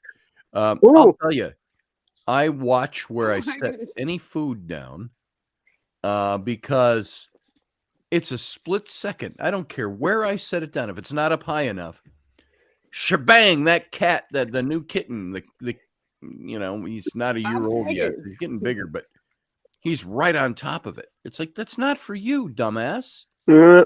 Damn it, Bob Saget. Bob Saget. Saget. Yeah, we have a 20-pound one, and let me tell you, if you put your food down or something, you leave. He's like, "Oh, that's mine." Mine. No, like, yeah. No, it ain't. yours. The other ones are good, but this one, he eats everything. I've never seen a cat eat everything. This cat eats everything. The only thing he will not eat is an onion. Yeah, this cat That's is like hilarious. my daughter was sitting in the living room. We have two sofas that are kind of at a V and a round table that sits between them and the TV, so you can watch and set things down. And she set down her plate with, I think she was having pizza rolls or something like that. Really gloriously horrid food for you, but a kid will pump that into energy in like 2 minutes and it's gone, burned up. But she's eating her pizza rolls, and she set them down, and she turned to look at something, and she turned back, and the cat's already in her plate trying to eat her pizza rolls. Yeah. I said, just push them down. I I don't care. I'm not so much of a pet lover or a dog lover or a cat lover. Lucy will come sit at your feet. You'll be eating, and she'll just sit at your feet. Yep. And stare at you. I'm like, get out of here. I tell her, go eat the food in your dish. Yeah. And she'll bark at me for doing that and get all feisty. I'm like, go eat the food in your dish. I don't sit when you eat your food and put my face up against you and go, You want to though, don't you? I want, our but I cat still Oh, yeah. want to. You want Our those dog cat we treats? had growing up, he would actually, like, if you were sitting at the table, and we were always, very polite growing up, so no elbows on the table. Yeah. So your arms would be resting on the table, and he would pull your arm, and he was so strong, he'd pull your whole arm off from the table, Yeah. and just like have to come after that food. And then that has to bring me to my other cat now that I was just telling my friend about. She's literally a klepto with my AirPods. She is obsessed with them. I don't know if it's just the AirPod itself, the magnetism, all of the above, but I keep them in my purse, and they're in this pocket here. And she literally paws at this pocket to get them. Wow. And if it's unzipped at all, she gets in there. She gets Gets in and gets them, yeah. And gets them out. And she's actually opened the case before, got an AirPod out Wow. of the case, took it in her mouth, and ran off with it. I got to tell you, I have Jesus. had a reasoned conversation with my dog and my pet. I sit them down and I go, now, I buy you food that's specifically your food. It's good for you. It's made for you. Don't eat the cat always eats the dog food. The dog always comes down and eats the cat food. Everybody's always hungry. Everybody's always got their nose to the ground looking for food. I can walk in the kitchen to wash my hands, and all the pets are at my feet sniffing the ground, waiting to see what kind of food I drop. And I look down and I go, I'm not making any food here, dumbasses. Go eat the food. You got a dish full of food right there. Go eat it. And do they listen to me? No. No. Do they retain any of that knowledge I share with them? No. They have no reason and no logic. And I don't care. I know people who, oh, aren't they so cute? Oh, look at them. Oh, they crawled up on your plate to get, oh, look at them. The cat rubs itself around your legs and purrs. And I go, she loves you so much. And I'm like, that cat does not love me. That cat, the only time he does that is when he wants something from me. And it's usually in the morning. And he rubs up against my legs back and forth. And I keep pushing him off. I'm like, don't. That's irritating as shit. Because if it was affection, I'd be like, oh, hi. Hey, I'm glad to have you there. This morning I picked him up. I always flip Bob Saget over on his back and I rub his belly and he purrs. I go, there you go. There's your loving. And I put him down. And but when he's doing that around my feet, it's because he wants something from me.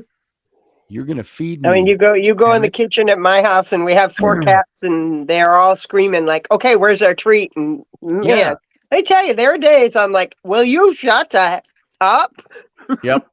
Yep. And they're like, no, we're going to sit here and scream until you give us more treats. And the new thing that the little cat does is this has just been in the last week.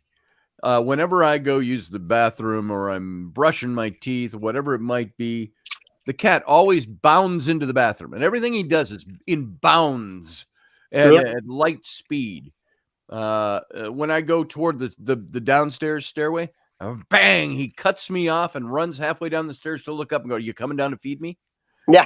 But now in the bathroom, the new thing is that when we're not using the shower, obviously you only use that shower like what, 1/20th of your day. So we got a little bucket in there and we put it under the spigot and it's full of water. So if he wants to drink, and there's water out in the kitchen, there's water downstairs, there's water everywhere for the animals. But he comes in and I might be standing in front of the toilet peeing a nice long stream. And that cat will sit in the tub and sit down on his haunches and just stare at the faucet. And I said, Raini, what's with this cat? She goes, oh, she said, turn on the faucet, just a trickle. Watch him. It's cute. So I turn on the faucet and he gets up and he paws at the water. Then he drinks it. He drinks it like he's drinking from a drinking fountain. Mm-hmm. And he's got that whole bucket right underneath him full of water. But it's not fresh. That. It's not running water. Drink from that. Yeah, it's not fresh. Yeah. No matter They don't how many like times you stagnant dump it water. and fill it. No. So, No, mine come in and I'm like, okay, what, you want water? And they look at the dish, they look at me like, you going to change this? Yep. Bingo, Randall. Our bedroom right there, the master bedroom, is right beneath the kitchen. Oh, yeah. And this room is right beneath the living room. And they're attached, open layout up there. And I hear in the middle of the night, while I'm laying in bed here, back and forth. I know it's not Oscar. You wouldn't know it's a little animal. Oscar's the old man cat, the old black cat, and he's probably 16, 17 years old, and he just kind of sits around and he's like, fuck that little cat. That's his attitude. And he doesn't do anything. He doesn't go out of his way. He doesn't attack anybody. I walk by and he gives me the silent meow, hi. I call that the ventriloquist. And okay, guys, I'm going to go get something to eat and put my leg back up, see if I can manage to actually get to work tomorrow. All right, Carly. Yeah, have a good day, all. All right, see you later. Can I show them the starting of a funny video? No, you cannot. No. But it's No. one little part. Don't wear down my battery watching videos. You're not supposed to be watching those all day. If you want to watch something and put your mind into neutral, go watch whatever's playing on the TV.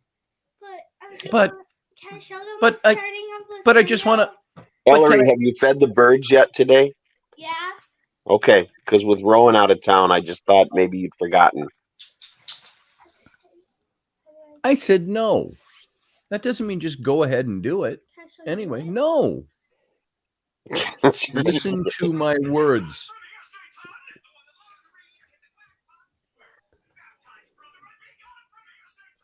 Love you, Ellie Belly. Something she's playing just said, "Get baptized and be gone, Satan." And so she walked out of the room and she goes, "Be gone." So, oh my God. I can't stand social media. And the kids, we ban it, but there are certain times we allow them. Okay, you can watch the kids' YouTube videos for certain hours of the day.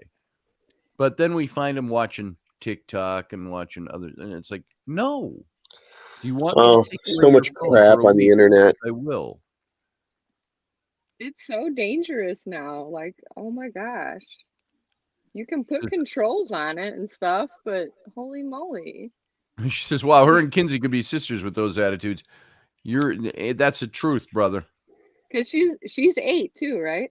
Yep. Yeah. Yeah, they're 8 going on 18. Yeah. Yeah. Exactly. That's exactly Like, it. 8 going on 18.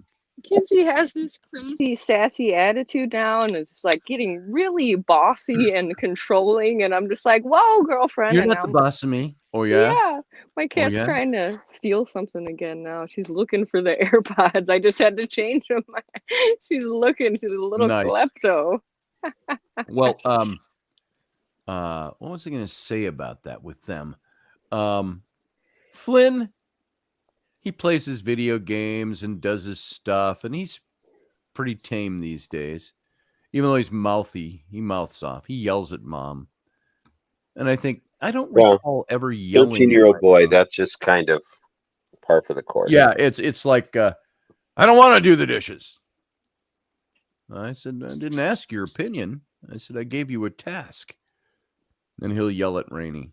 So you're enjoying nice weather Wednesday, 70 degrees. Oh, it's going to be 70 degrees here on Wednesday?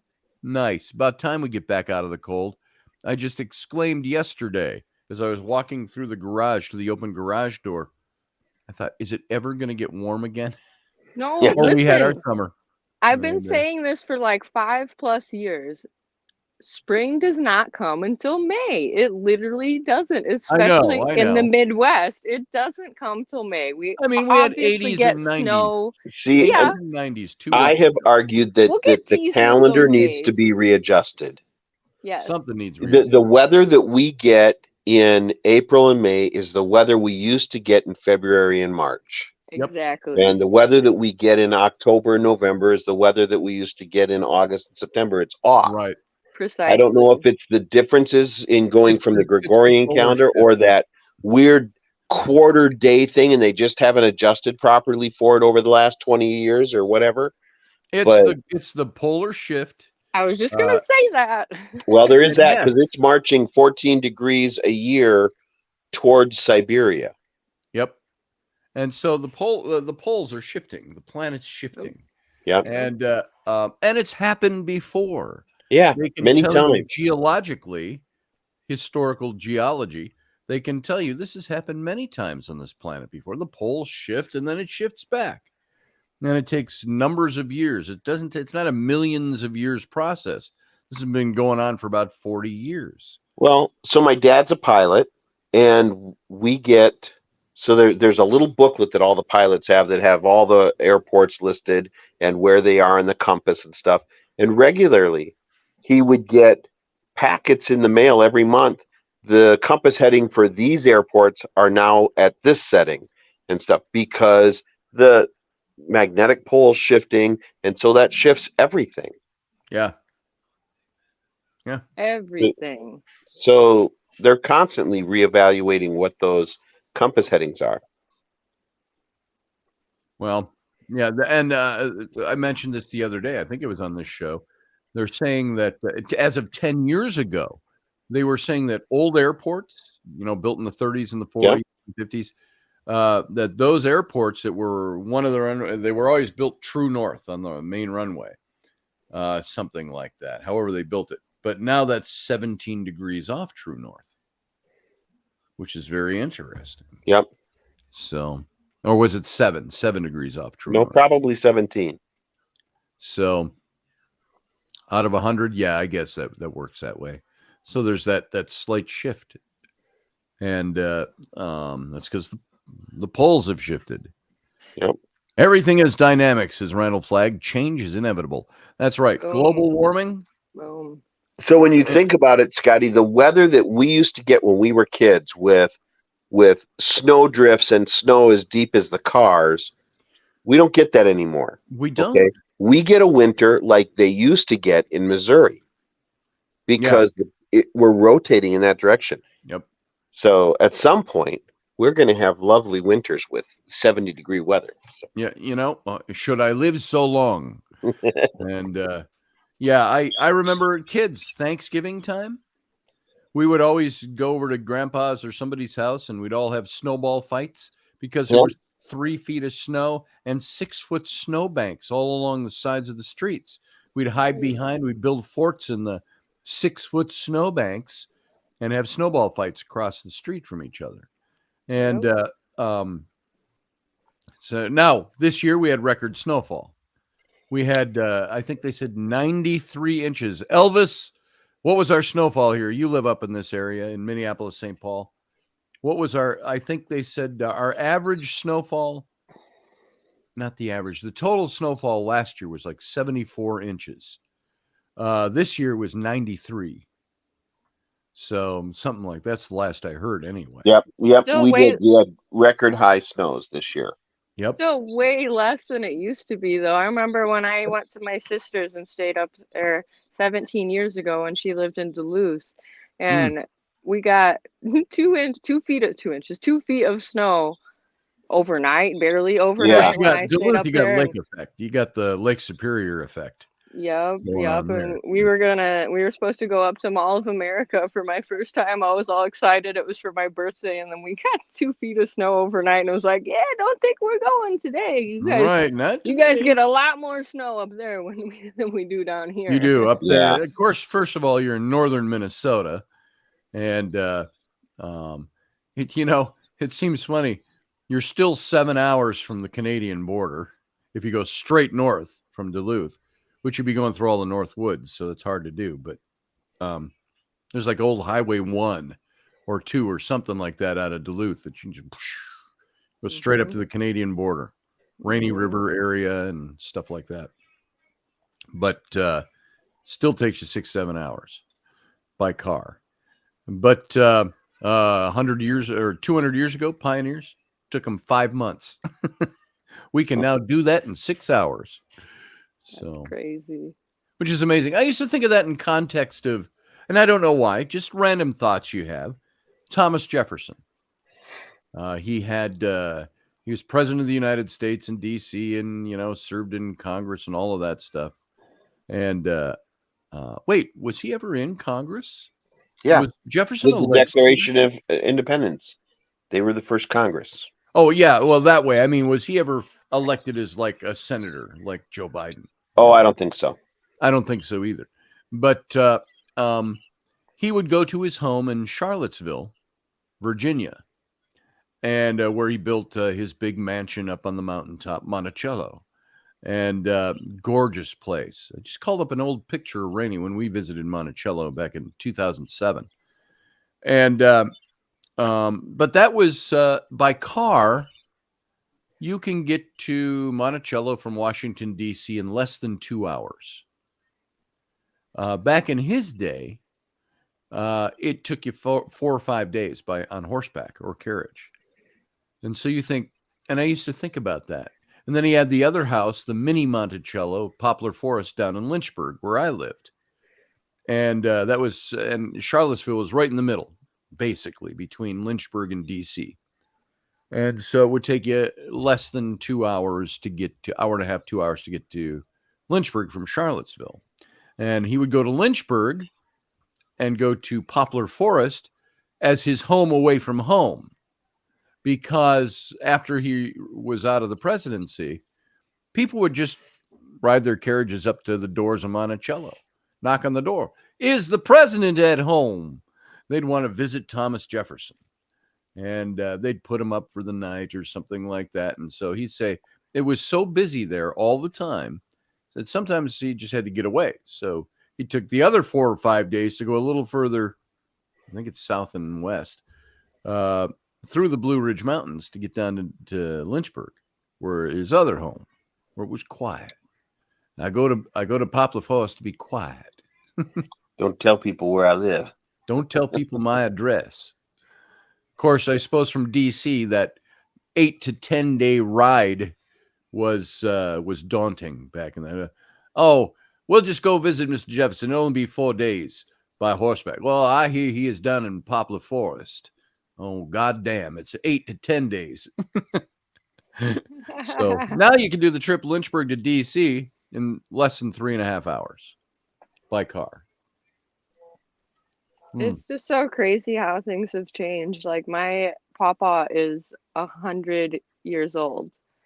I cannot even imagine experiencing all the changes that he has at his age. It's mind blowing because he still is sharp as a tack and has his wits and is still all there. It is insane.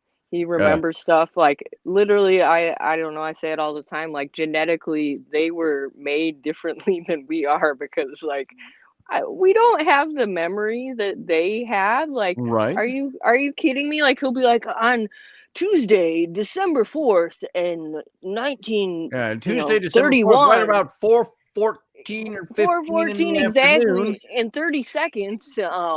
The weather was sunny that day, and Yes. I'm like, what? Like, how do you even do that? Like, I can remember hardly... it well. Margaret was making homemade lemonade, and we were sweating in the sun at 4:14 in the afternoon on July the 27th of 1934. Yes, You know, just like so, that.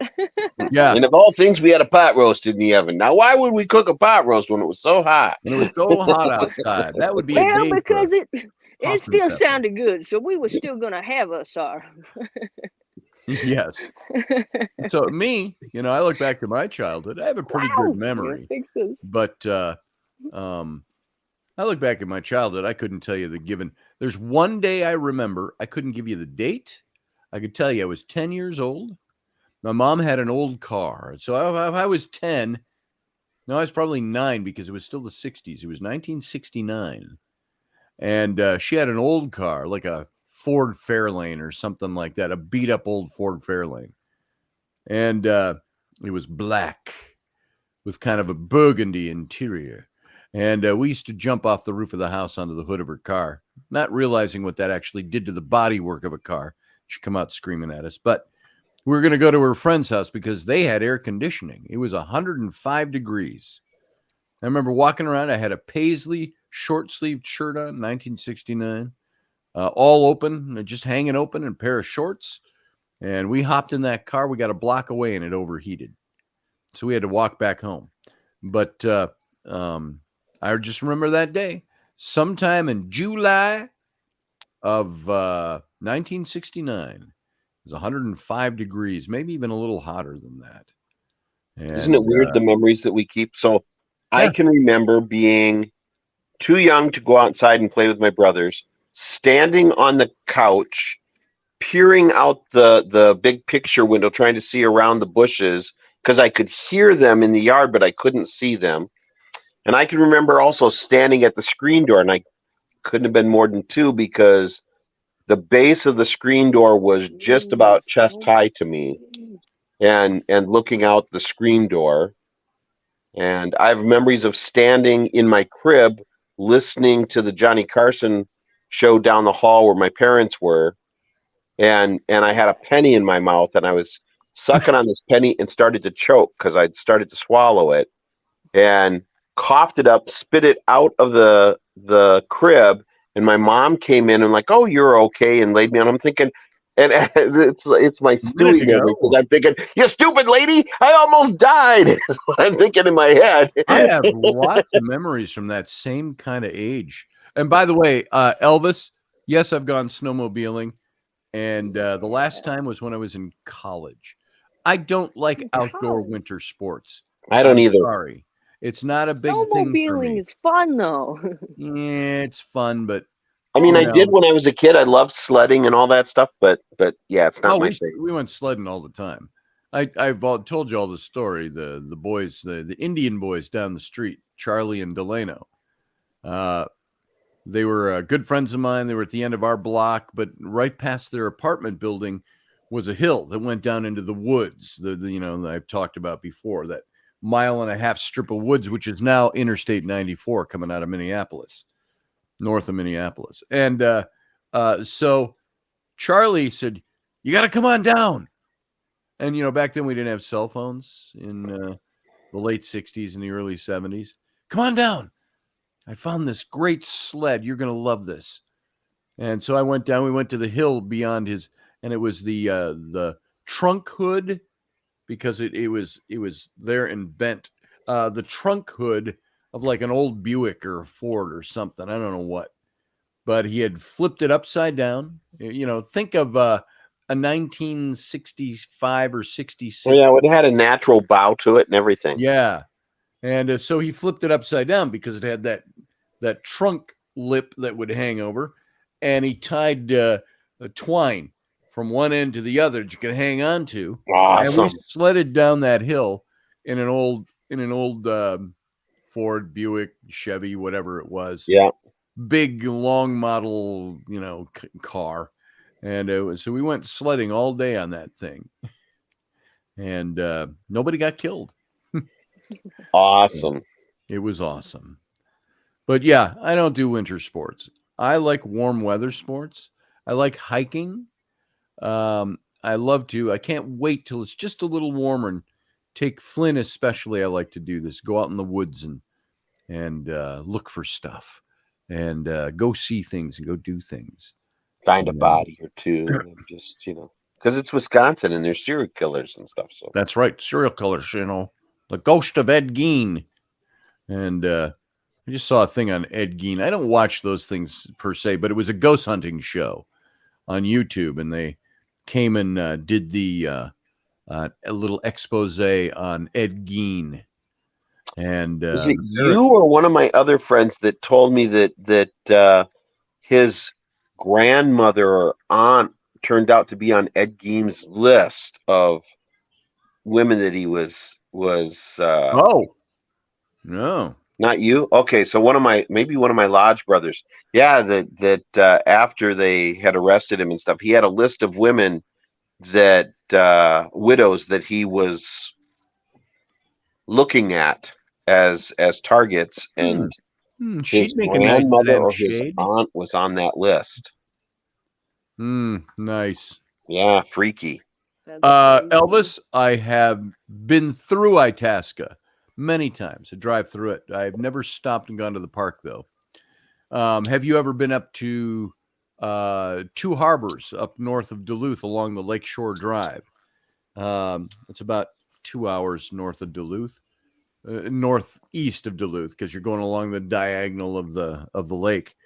But Two Harbors and Gooseberry Falls up there, Split Rock Lighthouse, one of the most, really, when you think about it, one of the most famous lighthouses inland to sea, the freshwater sea that Lake Superior is.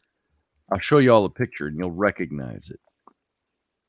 Split Rock Lighthouse. I've been there, and it's just a gorgeous place to go. And this is the North Shore in all its glory. Is you go up to Two Harbors and the rocky coastline up there. Fitkers on the lake. Yeah, it looks like you're in New England. Let me find a really good picture here. I was shooting a commercial at Fitkers for Benetton sweaters back in the day. Which is why I was laughing when Abby was commenting on your sweater. Yes. And it's in December, okay? And so the lake in the morning would pile up all this ice on the shore. And they say they don't have tides, but I swear that the Great Lakes have tides, because they do. It in the morning, all this ice is crushed up on the shore, and by 11 or 12, then it's flowing out towards the center of the lake again. Yep. But this guy from Benetton was walking around constantly sniffing, and I looked at him at one point during a take, and he says, "Oh, sorry, it's allergies." And I'm thinking, yeah, you're allergic to snow, but it ain't the kind that's falling outside. Yeah. Stop doing I always those said lines of about coke. George W. Bush. He was always, this is his old coke habit. Yeah. So here, I'll show you. Keep talking. I'm just saving a couple of pictures. I had a regular at the bar that used to constantly do coke, and one day I saw him pass a bag to the bartender, and I walked over and I said, "I don't ever want to see that again, or I'll have to toss you out of here. Don't be doing drugs or dealing drugs with my customers or my employees." Exactly. Get out of here. Okay, I'm going to show you a winter shot, and I'm going to show you a summer shot of Split Rock Lighthouse, and you should all recognize it. I'm still saving. I think I visited there. What's that? I think I visited there when I saw my sister, but I can't remember. Maybe you did. I can't imagine you wouldn't have. Short drive. No. Yeah. Anybody that goes to Duluth goes to see Split Rock. Yeah, I mean it's about 2 hours north. It's in I- Two Harbors, but I'm pretty 2 hours sure we along the did. lake, I should say. So it was a I'm- gorgeous place to go. I And- miss it up there. She lived up there for like 15 years. And I Wow. stayed with her for 3 weeks when she had my second nephew to help her when she went back to work because she's a nurse. Mm-hmm. Nice. So it was really cool. I got to stay up there for a long time. They had, I don't remember how many acres, but they had a So huge gorgeous. property. They built their own house, this beautiful log cabin. And then they had trails that they made through their property that we could ride the four-wheelers on and the snowmobiles on. And my brother-in-law would take me snowmobiling, and we would do like the hardcore trails where it was like 5-7 miles one way. So Yeah. we'd be on that snowmobile all day, and it was so cool. You know, you're just going through the trails, and all of a sudden, and in the middle of nowhere, there's just a ski lodge, you know, or a snowmobile Yeah. lodge, whatever you Or want a to call bar. it. So yeah, or a bar, or both. So we'd stop and go in there and warm up and get a bite to eat and stuff. And yeah, it's really pretty. Yeah, up there. sure. That's northern Minnesota. That's Yeah, the way you do it. You always could tell, you know, the Minnesota accent as you start to go toward the Dakotas and you get over to Fargo. You know, it's like all the Western Minnesota farmers, you know, they kind of all talk like that. And they're like, yeah, well, the corn came in pretty heavy this year, you know, and it came in kind of early. So we had to go out and we had a good harvest, though. You know, it was like, but then the weather held up for us, just like the Weather's Almanac told us, you know, and they've got that. I think, Dave, correct me if I'm wrong, that accent is really an offshoot of Scandinavian. Yeah, so it's a combination of Norwegian, Swedish, and which were the people who all settled here. Yeah, and the Dutch. Yep. And so you picked up the it's just various bits and pieces that it's kind of like when you look at Liverpool, there is Dublin in there, and there is trying to think what's the other Irish town along there, along the what would be the east coast of Ireland. But there's these two major. Is it Galway? Is Galway right along there? Yeah. Anyways, and then Liverpool's on the west side of England, and when you look at those, you can see where that port town picked up these Irish accents and mixed them with a little Cockney, and you have that Liverpool sound. Mm-hmm. That, by the way, folks, that's Split Rock Lighthouse on a very calm day on the lake. And the scene of thousands, if not hundreds of thousands of paintings. Oh, yeah. And now the lake look at isn't that. always How can you not want to calm. paint that? Yeah, it's exactly. Gorgeous. The lake isn't always that calm. As you know, if you, ever listen to Gordon Lightfoot and the Wreck of the Edmund Fitzgerald, the Gales of November, that lake, and I've been up there in the summertime where that lake is like the ocean. And so I also 6 grabbed foot this swells photo. or more. This is in the winter time. There you go. That's your late fall. Line. Late fall because of the tree. Oh, I see. You're switching pictures. No, yeah, you got snow there. Sorry, I was behind on you. Yeah, no, that's okay. Yeah, late fall winter. in the other picture. But those breakers, I've been there when they've been breaking on the rocky shore, and it's unbelievable.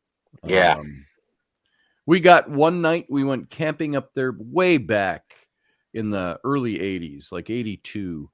And we went up there camping in the summer, and we got there late at night, and we found a campsite just in the state park right on the shore, and we couldn't see anything. There were no lights. We had our headlights on so we could set up our tents, and you couldn't see the lake, but it was like right there. You heard these crashers, these breakers just it was wild, and we're like, whoa, what's the lake look like? And we took a flashlight and shined it on. It was so dark you could barely see, the light hitting some of the breakers. And in the morning, it's unbelievable. So and in the fall and in the spring, when the ice is thinner and the breakers it sounds like someone's out there just shattering glass constantly. Yeah.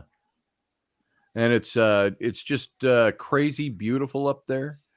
There's other pictures. There's springtime That's and gorgeous. summer pictures and all of that. But Did you take that? I did not. Oh, No, okay. I just looked it up online just now. Oh, okay. To get a good shot of the lighthouse. A good friend of Dave's and mine, Stephen Katzenberger, who was one of the Royal Guard at the Is now the festival with lighthouse us. keeper. He retired from. He was a woodworker, floor restorer, and things. He's now a uniformed Great Lakes Minnesota State Park employee. He's one of the. Is he a tour guide? That's not really what you call him. He's the caretaker. He's the lighthouse caretaker, but they do. It doesn't function as a. It has an electronic light now. It's not like it used to be. Right, and what they do is they have historical interpreters to give tours at the lighthouse. He lives at the lighthouse, but he then, as the tourist comes through, they do tours through the thing, and he talks about what life was like as a lighthouse keeper there in the 1800s and all that. There's some great shots of that lighthouse lit up. And again, like Dave said, it still functions. It's still navigable light because no one wants to end up on Split Rock. That's right. The boats out there, but yeah, there's a great picture. It's been modernized. There's a whole bunch of them, but I'll show you guys this one too, just showing. And this is Minnesota. This is up on the North Shore of Minnesota. You'd think at times that you were in New England. You could be on the shores of Rhode Island and stuff, which is. I have a film that we want to shoot there that's set in Rhode Island. We're just going to shoot it up on the North Coast. Was that you I was talking about many years ago? We were talking about shooting some film up and using the rocky coast of Lake Superior on the Minnesota side to shoot a film. Yeah. That was supposed to take place in New England. So what is this one? Here, I'm going to save this. I'll bring this one up and you can take a look at it. Just gorgeous lighting on that. I love that sky. I'm going to have to go hunt that picture. I know. It's gorgeous. Yeah, now, this is one that was taken in winter again, but it's pretty cool because it shows you the lighthouse on. And there's a million photos out there. It's one of the most photographed places, and it's still pristine woods all around it, forest, all around the shore there. You got to hike to this point where that picture was taken. I've hiked to that point before, and it took us an hour hiking through the woods, the bear-infested woods. Hey, bear. Hey, bear. Hey, bear. Hey, bear. To go over to the shoreline to get that shot. And there's no path unless they've added them in the years. It's kept very pristine. Yeah, there's no sidewalk and nobody shovels. You just have to trudge through the snow and everything. So ridiculous. But Bill Fisher, the old guy that was my mentor, he was a fireplace builder. We were out there, and he would always find rocks on the North Shore, and we ended up hefting back a bag full of rocks about this size, heavy as shit. I was like 11 or 12, and I was carrying a bunch. He was carrying a bunch, and he built them into some guy's fireplace. And let's see. I'm talking away. I'm just gonna upload this so you can see this. This is a beautiful shot of the lake. If I can find it, there it is, with the lighthouse lit up. And this is in winter, but this gives you an idea. There you go. Wow. Oh my God, that's so gorgeous. It's beautiful. I could paint that one too. I hear that. I call it sparkling music. I hear that in my head. It's like the, I can't even imitate it with vocals, but it's a ding ding ding ding ding. You know, like it was like the music you played Friday. Yeah, similar.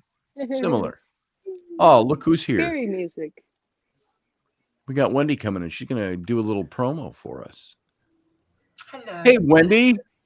Hello, darling. How you doing? Darling. All right. I'm not too bad. How is everybody? Just fine. I've actually got some really sad news, but I can honestly say that there will be no Wicked Women tonight because Val is really sick, and she needs to get better. And I've given her strict instructions to get better. And Raini's on the road. And Raini's on the road. Yeah, Raini's on the road. So it's like literally there's one woman down, unless Scotty wants to take the place of those two women. It's like Robertson all over again, right? There's Carly. How'd you fancy it, Carly? If Carly is a special I'm ready. guest. Oh, cool. Well, I've got to do a bit of research, but literally I just spoke to Val and she sounds so poorly. And she was in the hospital and hi Kat, she was on the hospital and everything. So I think it's only fair if you can't do your best and you're not feeling up to it, there's no point doing it at all. Right. So it's just one musketeer left. Hello. When you're doing that's one of the drawbacks of doing live shows. You do a live show, if somebody gets sick, you're down and out. And you haven't done any pre-records yet. Yeah. When I did pre-records on Intrepid Radio, which, by the way, for all of those of you who are new guests, we had a lot of people in here today at one point. And this show is not the official Intrepid Radio. This is our casual Sunday morning show.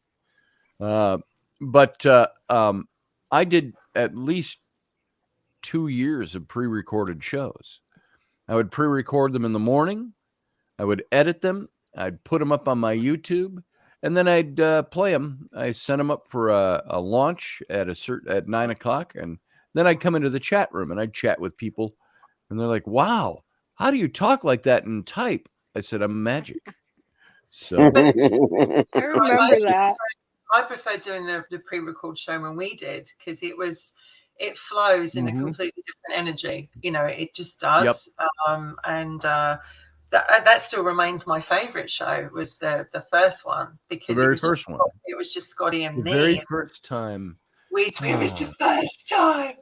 And we had great fun and it just was so, he edited it and everything. It was just great. And so, but I knew, Val and I had just done bits and pieces and lots of work for it and it's all ready to go. And Scotty was amazing last night. We spent the night together. And I am. It's always nice when a woman says, "You were amazing last night." You were. I did say that to thank you. I did say that. Didn't I not say that to you last night? You were just saying early it's good to praise people. Yes, it's good to praise people. Well, I think there's too many people out there that like to stick the knife in people. Yep. And I actually think it takes a bigger person to be nicer because we can all be nasty and we can all stick the knife in and we can all have one or another reason for doing so. But I think it's better to take the moral high ground and be higher up, right? Right. And I think that it's very easy to criticize someone. It's very hard to praise someone. And sometimes you don't want praise. You just want recognition of something that you've done. And I saw on your Facebook page yesterday, Scotty, about, it's nice to hear that someone's proud of you. And I absolutely agree because in our lifetime, whether it's not from our partner or parents or family, we don't often hear the words, "I'm really proud of you. Well done." Why, thank you. And you were amazing last night. Because you were amazing last night. So, what was I going to say about that? Yeah, we've had the last couple of nights lengthy conversation. I didn't even realize you had a show last night until it was way late. Wasn't a show. We didn't. No, it was just Scotty and me. Like Scotty and I spent 2 nights together, just talking about life and talking about life philosophy. Oh, didn't you do a live stream though yesterday? No. Saturdays are Thursdays and Saturdays. I don't. Okay, because I could swear that I came across a thing on Facebook that said that you had been live earlier. Well, no, I Friday. All to myself last night, and do you know what? It was really nice because normally Scotty and I just get like 10 minutes before Robertson. We Yep. might have that chat in the evening about what we're going to talk about. And then like I'm going to bed because it's really late. So we really had a great thank you, Steph. That's very nice. And we had a really good chat and we caught up with everything. Thank you, Steph. Thank you, sweetheart. It's really. I'm so sorry I wasn't on the other night. I could see all the messages saying, "Where's Wendy?" Like Wendy should be here, and I was actually in the land of Nod because between being kept late by Scotty and late by other people, I rarely get to bed. Sounds so bad. Being kept awake all night by Scotty. It was. But yeah, I was really looking forward to doing it tonight. And I said to Val, no, you need to rest because she's been really sick. She's been in the ER. She's been on fluids and it just wouldn't be right for her to come on tonight. It's a little food poisoning. Well, it could be that or the norovirus because that's awful, isn't it? Going around. Oh. That's a nasty virus. The third musketeer has just gone AWOL. So it's yeah. So, but I did see the other night with all the, I watched Scotty's shows. Yes, Kat. With all the comments and thank you, Steph. I think Steph's got an amazing figure. So it was, and actually somebody wrote to me, and I cannot tell you who they are, but they actually said to me, "Thank you, Wendy, for inspiring me to realize that I've still got it in me to be the bombshell." and seeing you inspired me, and do you know what, that just made me cry because it's like I'm 53 and I'm still fighting Mother Nature one way or the other, and I just think that if one person got inspiration out of that, well, that was part of our conversation last night, is that those of us who are aging, some more gracefully than others, like for me, I realize right now at my age, no matter how you cut the cheese or the cake, whichever you want it to be, I've got much fewer years left than I have already spent. And if I live to be 104, that's only 41 years from now. And I'm 62. So, there's far fewer days ahead than there are behind. And you look at things like something Wendy and I talked about. I said, I want to build a house for Raini and I. We want to do the shipping container home or something like that, a nice house on some acres. And, but I say, I hope I can do that before I'm too old to enjoy it. I want a nice staircase, but am I going to be able to function on a staircase? So far, so good, but stairs are scary. Put an elevator in. Yeah, put an elevator in behind the staircase. But that's the thing. I think about it, I get those morbid thoughts sometimes. I think, wow, maybe within the next year or two we can build that house.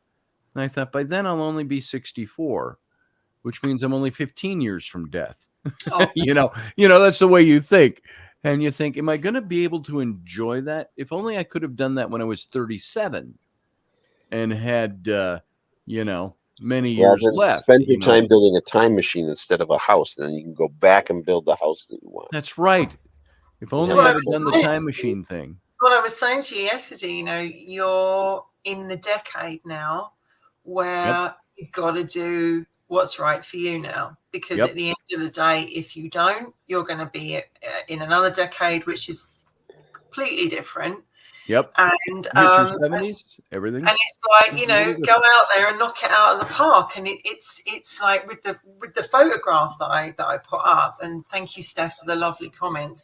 There is more to all us girlies than just our photographs. We do have great brains too.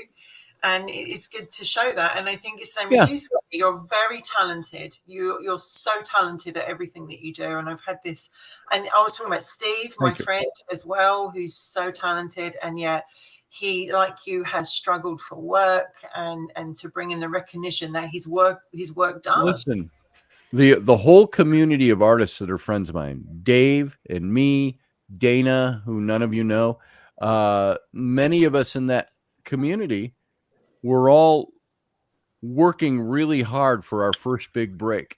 you know, and we've all done stuff. We've all had better days. We've all had worse days, but we're people that are really have been entrenched in our art our whole lives. So we haven't been lawyers and doctors and things like that. And so we pursue the things that we pursue our bliss. And as Joseph Campbell used to say, pursue your bliss. And we do that.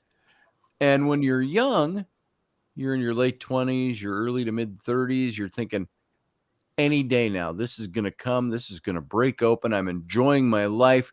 I used to remember going to the art store, going to do this, going to do all these different things, Dave with the film stuff and all of that. And then we hit 40, and then we hit 45, and we go, any day now.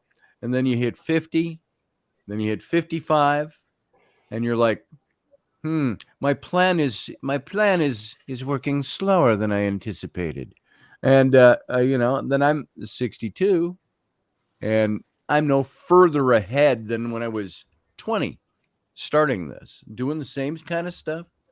I actually make more money. But we've all had great times as well. I mean, you worked on some amazing projects and stuff. Yep. When I was out in Hollywood, I worked on some amazing projects, and life took us in different directions and stuff. You get that fork in the road and you're like, I'm going to go this way. And then 10 years later, you go, I should have gone that way. Should have gone the other way. Yeah. Turning down Disney when I did was a huge mistake in my life. Sure. But had I not done that, you wouldn't have been part of my life. Yep. Amy wouldn't have been part of my life. Tasha wouldn't have been part of my life. Susan wouldn't have been part of my life. I mean, I could just, all those relationships were important to me. Yep. I had the opportunity once to work for Disney back in, God, it doesn't seem that long ago, 1997. I interviewed at Disney, their ad department for the Big Red Boat. Yep. Their cruise line. And they flew me down to Disney World, where it's headquartered. And by the way, you think DeSantis and Disney? It ain't just an amusement park. That whole complex is their corporate offices and things like that. And so they flew me down there. I brought my big portfolio, put me up for a night in one of the on-site hotels, and I walked over to the office complex through the theme park in like 175 degrees, wearing a suit and tie, and made it to the offices, interviewed with 13 people, and they're all like, one guy puts out his hand, welcome to Disney, and all of that. And it was fantastic. Then I got home and 2 weeks passed. I don't hear anything. And, you don't want to be too eager and like, so you're going to hire me or what? A week to 2 weeks and that. And then I hear somebody internally wanted the position, decided they wanted the position, and Disney always honors their veterans on site. And so we ended up giving that position. We were going to write you. We haven't written you yet because it's just been firmed up. And so we're sorry. Thank you for interviewing. Here's a glorious full color copy of our annual report that you can take home with you. So I didn't get my Disney job. So things like that, you do, like Dave just said. I was offered a gig. So like the head of Disney TV, when they were starting Disney TV, called me personally on the phone to offer me a position in his office as part of his personal team. And cool. I was just leaving college. I had also been offered a position on the East Coast, tech directing at Penn State, and doing summers on Broadway, and because they own their own theater on Broadway. Right. And my fiance at the time was getting a full ride at Penn State, didn't want me on the opposite coast. And I was like, I said, gosh, I'm really honored that you've offered me this gig. But I think because I don't want to be on the opposite coast of my fiance, I'm gonna take the Penn State thing, thinking that offers like this were just gonna come my way all the time. Sure. Because Oh, All I'll through get another offer all next through week. college, I was one of those people that everything just came to me. You know, Yeah. the gigs. You know, speaking of scholarships, when we were a poor family, and we didn't know it. My grandfather, I was the money. Remember that story? My grandfather was probably the reason we weren't in poverty.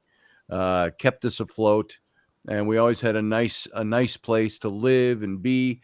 And when I was a senior in high school, my mother applied for the Minnesota Financial Grant and Aid for college and universities for me, and we got it, full ride.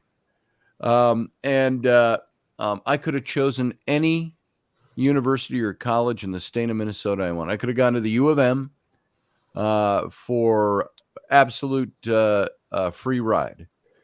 Any major I wanted to pursue. Instead, at the time, as they taught in our church and our youth group, you were out of God's will if you did not go to Bible college, and specifically Pillsbury Baptist Bible College, owned by our church and the Northern Minnesota Baptist Association. And so I went off to Pillsbury. And so the financial grant and aid covered like $700 a semester, something like that, because it was a non-accredited school. No, I'm wrong. It cost me $700 a semester. It's tiny college. But the financial grant and aid didn't cover any of it because it was a non-accredited school. Had I gone to the U of M, let's say, and taken cinematography, or taken, my legal degree, or taken and been an attorney, or been a doctor, all of that would have started. I would have had my initial 4 years before going on to, your post-grad law school and your post-grad medical school, covered by the Minnesota Financial State Grant and Aid. I'd have had about $200,000 to $400,000 worth of my education paid because we were poor, and we qualified. And instead, talking about those different paths, Dave, I was going to be the Lord's man. I was going into ministry. I was going to be a man of the cloth. And the place to do it, so I wasn't out of God's will, was Pillsbury Baptist Bible College. And so that's where I went. And eventually almost got expelled for being caught kissing my girlfriend. That's all we were doing. And that's the kind of environment it was. You're talking late 70s when I attended there. And yet, had I gone to the U of M, I sometimes think, you sit back and you think, you go, had I gone to the U of M, would life be different today? Would I have, is it like string theory, or we see it more in fiction because we can't actually with the parallel enact this. universes? But no, not parallel universes, but that's what string theory is. But the idea that if you go back and change history, you might not be able to change the outcomes. You just change the event. Like all the stories of somebody going back in time to kill Hitler before the Holocaust, and yet the Holocaust still takes place because other events drop into place. It's, fictional stories like that. It would be like, if I went back and changed that and changed my decision, would I be in any different place now? Probably. But would I have met my wife? Would I have met my ex-wife? Would I have done other things? Look at all the kids that wouldn't have come into being. Yeah. But would I have my 6 children? That depends what sort of school of thought you feel, though, because what if you actually think that before you come down, you already know what your life is going to be. You've already agreed to what you're going to do, who you're going to be with. So if you look at your life as it is today, you already agreed to that for the lessons that you need to learn. Sure. So that, and that some people have that train of thought. So maybe what you're feeling right now, where you are right now, is where you are absolutely supposed to be right now. And it's like whatever decision you decide to do from that point, whether it's go work here or do this or do that, whatever we do in our lives is what was always the bigger plan. Well, that's one of those things where the jury is out for me on that, because there's no way to prove that. We believe that. We feel that. Did I, in my pre-incarnate in this life form, my eternal form, decide that I wanted this life? Some of it's really good. I love my life. Some of it is ball of shit. I think You're I like, would have enjoyed. why did I being a decide that for successful myself, director in dumbass? You know, decide something better next time, will you? And you know, Well, they say the harder your life is, the nearer you are up the tree of life, right? The harder it is, the more you go through it just before you get to the end or towards the end. Is you know, whether that's true or not, I don't know. I think that's the great mystery, isn't it? We won't find out until we're no longer here, and by then it's too late.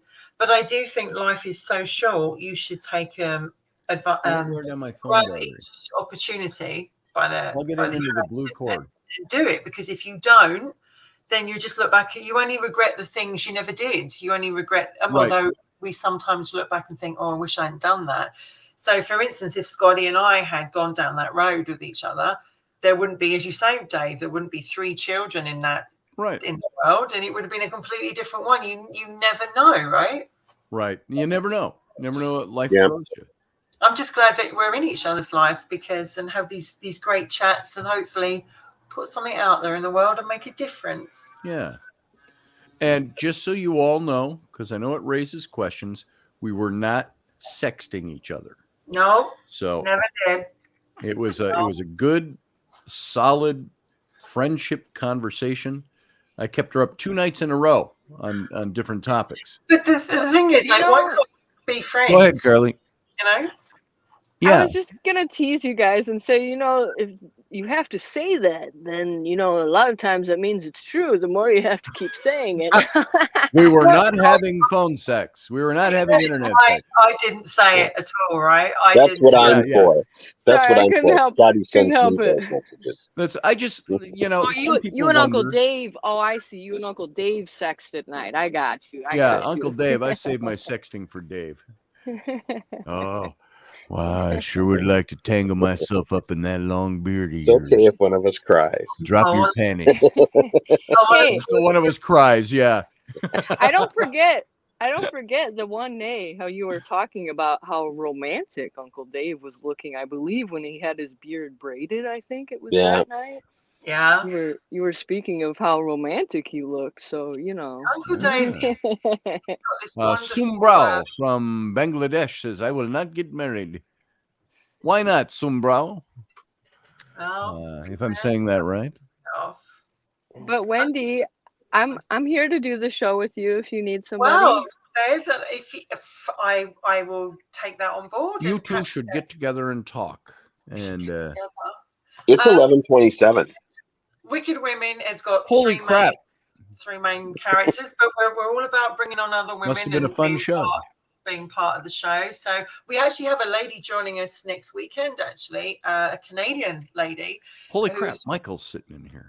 Is really great, and you'll love her. You guys see me? I didn't see you. You know, I get that strip of you know, the windows that come up on StreamYard for all the people that have called in. Ignoring you. Have you been waiting since 10, Michael? That are not up in there. Yeah, he called me. Your window dropped to the second row, and the second row is down below. And so I didn't see it until I was scrolling up, and I went, "Whoa, who is that?" Oh, have you been waiting since 10 o'clock, Michael? Yeah, he's probably been there since 10 o'clock.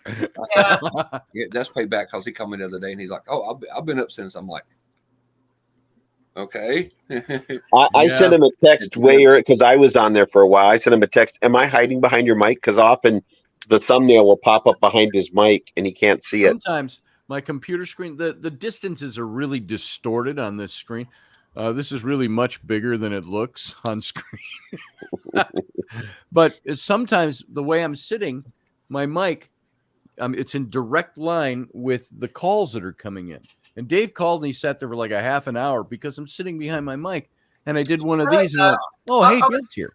I was the same on KB's show because, like, you're kind of in a shadow at the bottom, and all of a sudden you're busy focusing on talking to people, and you're like, "Oh look, Scotty, let's bring him in." Yes, exactly. And then take him out again, and then bring him in, and then take him out. The power that Scotty has. I mean, because on Tuesdays it's all in his control. He does it all. Steph and her Kleenex shirt. Oh, yes. It wasn't a Kleenex. It was Hanky, her Hanky shirt. You know, the red with the Western design on it. And The bandana. bandana. There Who you wore go. it better? Who wore it better? Yes, there you go. Just like that, except it was red. Yeah. Who wore it better? I don't see you wearing it. Put it on. There you go. How My can we chest- Oh, there. compare? My chest. Oh, yeah. And when we all found out Val was sick, I told him, I said, I'll put the bandana on, I'll tie it up, and I said, I'll go incognito to fill in. But I'm glad you stepped up, because that way I don't have to go and drag. There you go. Because I really don't want to shave the beard. I'm working on it. It's getting You can there. have a beard and be in drag. You can be whatever you want to be. Say, I identify as, that's a crock of shit. But, Identify as a bearded We're really female. excited that so many people are, it's great to know so many people are looking forward to seeing it. And we've waited so long. And Scotty obviously put the amazing picture out there. And you can find Wicked Women on Instagram under at Wicked Women 888. You can find it on Why 888? well, Oh, probably because there's probably 887 and it's also the other shape women of that a have woman, the Wicked the Woman. curve of a woman, and there's Mm. 3 of us, so it seemed to go quite well. There you But go. the idea is obviously Triple that infinity symbol. yeah, and It's it was not an 8, it's an infinity symbol. obviously that we were going to do the introduction tonight. Obviously, sadly, Rainey can't be with us, so Right. now Val. I mean, Val would come on, she would, but I've told her that she should stay in bed because that's not a nice thing to have. No, hell no. I She did was talk to Kenny last night, KB. Yeah, For those of you who know KB, Morning Coffee with KB, we talked for about between 10 and 15 minutes. It's about all his voice could handle. And he said, just an update. He says, you go ahead and tell everybody. And he says, I'm not afeard. He says, whatever's coming is coming. He says, my attitude is good. He says, I love my life. He says, but I know where I'm going. He says, I'm fine with that. And he says, I feel just fine. He says, except for my damn voice is gone. Yeah. He's going through chemo. And like he even said yesterday, he said, I don't even know what for. He says, I don't know if it's going to do any good or not. And he says, if it doesn't start doing good, he says, I'll just tell him to stop. But he's been losing his hair, and then he wears the caps all the time now because of the chemo, and he had the emergency room bout because I'm sure with all that's going on with him right now, he over potassiumed himself with drinking a case of V8 and several dozen bananas, and he bloated up, and they had to go into the ER and a few days ago, and so he's going to try to be back on Monday. But he says, I can't hold it up very long because I have no voice. And he told me to report he's doing fine. His spirits are high. His attitude is good. And he said, physically, I feel fine. He says, except for my voice and what chemo is doing to him. Yeah. So keep Ken in your thoughts, your prayers, whichever. And he said, I'm ready to go. If it's time to go, I'm ready. And I said, well, none of us want to think about that or talk about that. But we're avoiding the white elephant in the room when we don't, because he talks about it and he says, I'm ready. Yeah. He says, Yep. Does my mind not want to go? Yeah. He says, but I'm ready. Yeah. A lot of conversations. And that's one thing that I told KB from the beginning. I'd always be honest with him. Anything he wanted to talk about, I was here. I've seen it. I've lived through it with people that's close to me with the chemo and radiation, and it's horrible. It is really, really horrible. Yep, it is. And I told him, I said, KB, brother, I said, I think too much of you to ever, bullshit you. I said, I'd never do that. And well, Dave, I got to say to Dave, you remember Bonnie? Yeah. Good friend of Dave's, or of Dave's and mine, and Dana, our other friend you don't know. And we mentioned Stephen Katzenberger, who works the Split Rock Lighthouse. His wife. It was his wife. And it was back in 2001. She had gotten cancer, and she was undergoing treatment, chemo, and it was receding.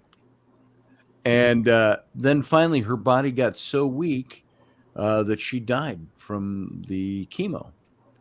And complications that arose out of that. It just weakened her body so badly. And I remember that was when we were on our way to Ticonderoga, New York, and I think we stopped in Ohio. We heard the news that Bonnie had passed, and so we pulled over into a car park and we went into our luggage and we broke open the bottle of Cardew, I think is what we had, a single malt Highland Scotch, and we drank a toast to Bonnie. And then when we got to Ticonderoga, we're all in uniform costume, and we did a toast at the cairn to the fallen 42nd Highlanders from there. And so, there it is. Things are out of our control. And I remember Steve was really hard on the body. It's poison going in, and it kills off good stuff as well as the bad. And I think that, obviously you've seen the reaction on Ken since he started the chemo. Yes. And it really is. My stepdad, who I lost back in 2021, he had blood cancer, and it was awful to see. And obviously he started chemo, and it just it was like, oh my God, what? But luckily he kept his hair and everything. But it made him feel so poorly, and I think it's coming up to that thing, isn't it? You try everything you can, but if it takes away your quality of life, or at least what you've got left of the quality of life, it's a big decision to weigh up whether to do it. It's like, if this is not going to prolong my life, if it's not going to cure me of this, and I do all this and I'm going to die 6 months later anyway, why am I doing this? Is what a lot of people come to that decision. So that's what my mom said. My mom, they found out she had lung cancer, which, it wasn't the lung cancer that got her. She had a blood clot that come out of her lung that went to her brain and got her. And they said, oh, Diane, we need to start scheduling these appointments. You need to do this, this, and this. And she told him, she said, I don't know what you're scheduling. I'm not going to be there. Yeah. And everybody's like, Michael, you need to talk to your mom. I'm like, no. I said, she said her piece, and I will back her decision. I said, it's his life. And like I said, I'm not a small guy. And everybody knows my background. You know what I'm saying? And I was willing to pick that hill to die on for her to respect her wishes. Yes. Did it hurt like hell? Is that a hurt I still deal with? Sure. My mom? Yes. But at the end of the day, it was her decision to say, hey, this is not what I'm going to do. And everybody's like, oh, you should have talked some sense into it. I was like, no, you need to mind your own business. All of that to say, the bottom line, you may not want to die, but you can be ready to go. And you can be ready, and you've dealt with it, and that's the way it is. Well, I just got to say, it's already 11:37. We're 37 minutes past the time, so the time must have flown by very well, because I've thoroughly enjoyed the show, and I hope everybody did too. I've got to go, so I got to feed that little chickadee out there, sitting in the bedroom and watching TV, and comes in here every now and then dancing to videos on my phone, wearing down my battery. And so I want to thank y'all for being here. Carly, thank you for being here. Love you, darling. Say hey to Roger. If you can, thank you. Go give Roger a hot, oily hug for me. Tell him it's from me. Are you on Facebook, Carly? Yes, I'm on Facebook as Carly Sagan, I think. I don't know. Send me a friend request or something, and we'll chat. Is that a fake I'll name, find or you. is that your maiden name? Wilkie Robertson. There you go. I mean, Robertson. Fake. Sagan. Because when I first saw it, I thought, oh, who's coming in as Carl Sagan? No, Sagan is actually my middle name. Supposedly, I wasn't named after Carl Sagan. I don't know what. Supposedly, my mom supposedly wasn't named after Errol Flynn. My mom wanted my first name to be Sagan, but my dad thought it was too unique, so he was like, no. That's too hippie. Yeah, so then she said she wanted Carly as my first name, and then Sagan became my middle name. So that is a real name, yes. Well, fantastic. That's good to know. Now, I never knew the history of your name. Now I do. Yes, now you know. I can go rest high on that mountain. You can do a company of Wicked Women with a special guest host, Carly Sagan. Well, we were talking about that. Yeah. Wendy is a meticulous thinker. Now she's got to get off air and go, okay, now I got to think about that. Yeah. It's like, don't force my decision. Let me think about what I can do and how I can do it. It's like trying to think of all the research that we've been doing. Yeah, reset. But don't worry, I'm a researcher too, so I can get to researching. She's got a great radio presence. Message me find me on Facebook when we get off, and let's talk. Sounds We've got good. hours ahead to do something. There you so- go. Right. Well, We you got two- plenty of time. We'll let you two go talk, and you two converse. Thanks for being here, Carly. I'm going to take you out. Boom. Yeah. And Wendy, you too. I'll give you. See you later, podcast hubby. See you later, podcast wifey. Good to have You you. guys, here this darling. morning. Yeah. And Michael, same for Yes, you, sir. brother. Sorry I missed you. I don't know how long you sat there. It wasn't. It We're was. down below the scroll bar, so I get that I a lot. Oh, I didn't see. Yeah, I get that a lot. Yeah. Yeah. Oh, I would Send a text next time if that ever happens. Yeah. Send him a message. See you later, brother. And Uncle Dave, Yep, I've got You chores too. to do. I got to go cook for the kid, and I got to cook for the parents. Get them breakfast you go going. have fun. Breakfast at lunch. There it is. All right, brother. See you later. Love. Love you too. All right, everybody. This is it. We're out. By the way, here's Split Rock Lighthouse one more time for you. Just as we're going to go out on that. So all of you, thank you for being here. We will see you Monday, Wednesday, Friday for Intrepid Radio, 9 p.m. Central Standard Time, and Tuesday at 4 p.m. Central, 5 p.m. Eastern for Robertson with Wendy and I. So you all have a good rest of your Sunday. Thank you for being here and for spending your time here. It means a lot to me. All right. So we'll see you later. Live long and prosper.